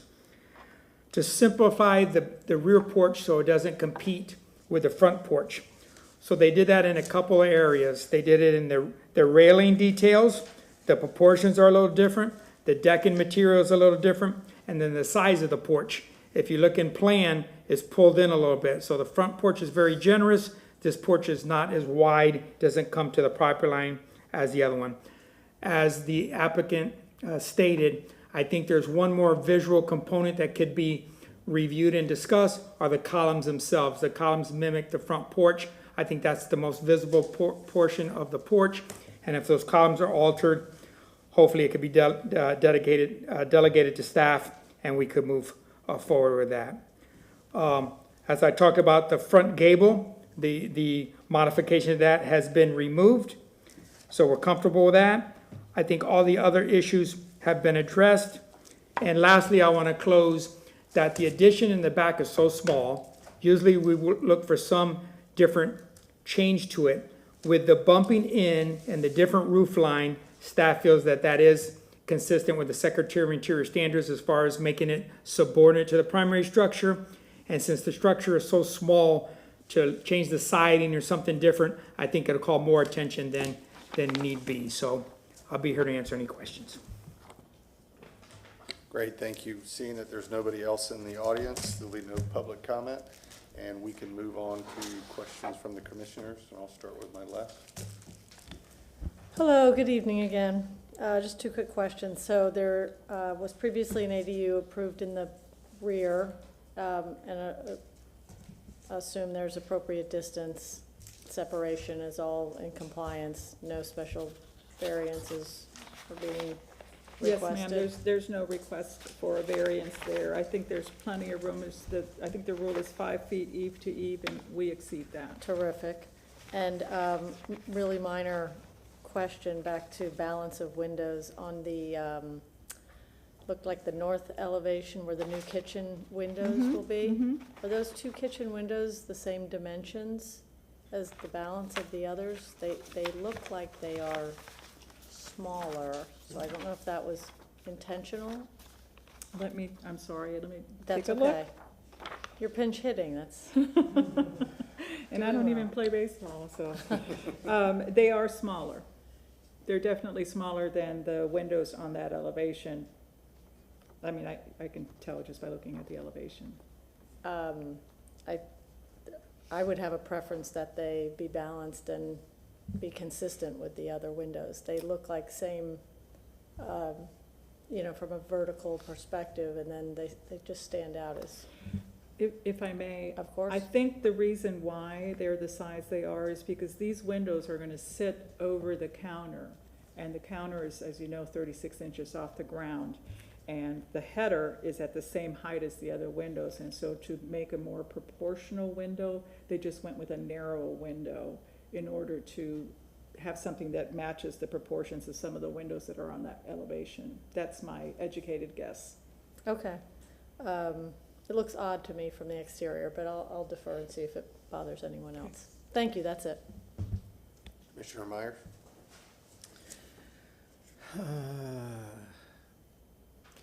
I wanted to ask about the door, the door to nowhere. Yes. And you're not going to know this probably, because it would seem like if someone was putting a door to nowhere, that at some point there would have been a railing around the, whatever flat area was produced there. There would have been a somewhere. Rather than a nowhere. And this is kind of a, this is a major, we've been talking a lot tonight about historic fabric, and the historic fabric is the door, and to take it away seems to lessen the kind of quirkiness that I, in particular, I think, value in a historic district. And so I don't know if there ever was a railing, but it would indicate there probably was. I can tell you that they used to have great Christmas displays up there, regardless of whether there was a railing or not, at least the 20 years that I've lived in the, in the neighborhood. So I don't think it's a problem. If I looked at the floor plan, just a minute, I'm sorry, I just need to make sure. I mean, in the floor plan, it doesn't make a difference, meaning for the use. So if the board would like to keep it, I'm sure the owners would be okay with that. In working with the applicant, that flat roof up there is posing a lot of problems. Like, you come out of the door, it's leaking and it's causing a demise below it into the porch below it. It doesn't appear to be original. They like to remove that. There is a remnants of a railing. The railing didn't look, we had some older pictures that looked like it was original to anything. As I indicated, on the main floor, there was a window down there. They're just gonna mimic the window on the first and second floor. So that's the rationale behind it. So are they going to fill in the roof line and get rid of the flat They're area? gonna fill it all in and to put it in so it doesn't leak anymore. Got it. and how are they going to get out there to put up their Christmas decorations? Well, good question. Thanks. Could you put up that elevation that my earlier commissioner was talking about, where she was upset about the heights of the windows? And is it those two windows in the bottom I right? think she's referring to these two. It is those windows. Okay. And if they're in kitchen situations, I can see why. Would it make sense to make them the same? I don't know. It looks like they're the same width as the one just to the left of them. Is that the case? Do we know at all? I'm gonna guess, but I don't think that I think they're narrower. Yeah, okay. I think it's just a proportional question, and that's why, because they're gonna sit just above the countertop, they wanted to, if they hadn't held onto the head height, it would look a lot goofier. Right. So I think they just went with a smaller, narrower And I think window. it's different from our standpoint looking on this screen. We don't see all the trim on all the other windows. It's a little bit, they stand out as being odd because they're so dark, and the rest of the drawing on our screens is almost, it's gone, it's white, it's non-existent. But, okay. May I, Go ahead. pardon the interruption, is that part of the elevation setback? It's, Yes, it's- yes, it does. So it doesn't, Okay, it's so not it on the same softens. plane as the Yeah, different plane. massing That in the helps. front. I agree, that helps. So you'd have to kind of really Yes. scooch Agree. around. Thank you. You'd have to photograph it with a drone or something to get it all in the same picture. She also stole my pinch hitting comment. Thank you for pinch hitting. And the only other question I had, and I don't think staff brought up, is the windows being added in the side gable, in the other side elevation. Yes, on the second, Yeah. third story. Did you see those? Can I ask staff if that was an issue, putting new windows in the side gable and not in the front gable? That's the south elevation. Here they are. Let's talk about those. They're gonna access the attic now. It's gonna have some livability up there. Right. So the natural light. So It right can- now it has fins, and they're replacing the fins, the louvers, with the Right. windows. Right, and I know we didn't want it in the front elevation, but I'm just curious if you had seen them and had seen them, and if there was any issue. I don't have an issue with it. I think it's- don't either. I think it's a great, Yeah. way of working with it, as long as the scale and everything matches the scale of the existing louvers, I think that's fine. Excuse me, and especially since they eliminated the one in the front gable, so this is really the only source of light on Yeah, the yeah. third floor. No skylights, no roof windows? No skylights. Put them in.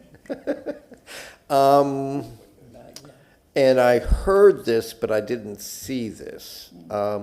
Could you put up the first floor plan that shows the difference in scale between the front porch and the rear porch?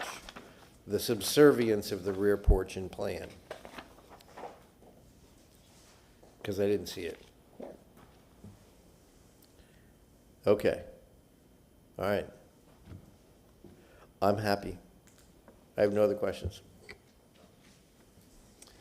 Okay, I have no questions. You have 5 minutes if you'd like to add any other information. No, thank you. Okay.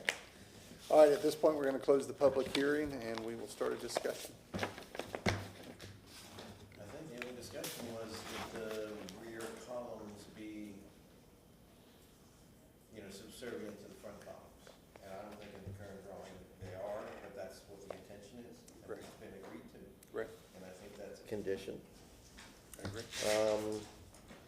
But otherwise, I think it's a great presentation. And I think, Ron, I always write down, do not match existing, do not match existing. And it's my pet peeve. But Ron's explanation of it being shorter, having a different roof line, and being recessed satisfies what the Secretary of Interior says as being subservient, even if you match the siding. Yeah. Great. So, Other comments?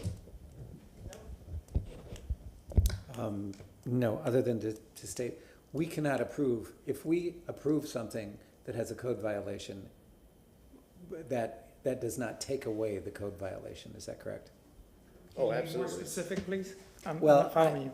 I can't, I don't have something in particular here. Sometimes we ask questions about, is this far enough away from an accessory dwelling unit, for example? And we really don't need to, Yes, sir. Dana Crosby Collier from the legal department. If I understand your question correctly, you're just asking if, once you approve something, it will still have to go through permitting and be subject to the requirements for, Yes. for example, the roofs, the roof separations. Separations. Yes, sir, that's correct. They still have to go through permitting and be permitted for their improvements. And permitting overrules us. yeah. Unless you do a variance of some sort. Right, yes. right, Right. yeah. Okay. So that was just a general comment? That was a general comment. Okay. I think it's a nice project, and I think with that one condition, we're good. So we're looking for a motion?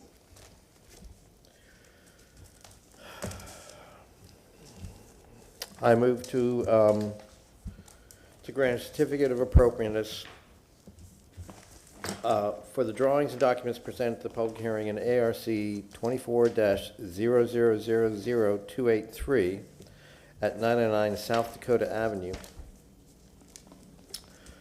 with the following conditions: that the rear porch columns be subservient to the front porch columns. Because based upon finding of fact, the proposed project is consistent with the Hyde Park design guidelines, and the City of Tampa for the following reasons, that it is compliant with the mass, scale, material quality, and detailing of the Hyde Park design guidelines and the Secretary of the Interior Standards and Chapter 27 of the Tampa ordinances. Okay, do I see a second? I'll second. All right, I have a second. Do you understand the condition? Yes. All right. So we have a second. All in favor, say aye. Aye. All right, motion passes. Congratulations. Thank you. Oh, yeah, we need a motion to receive files. I move that files received during this hearing and prior be entered into the record. Do we have a second? I'll second. All right, all in favor, say aye. Aye. Aye. Motion passes. This meeting is adjourned. No, do we have to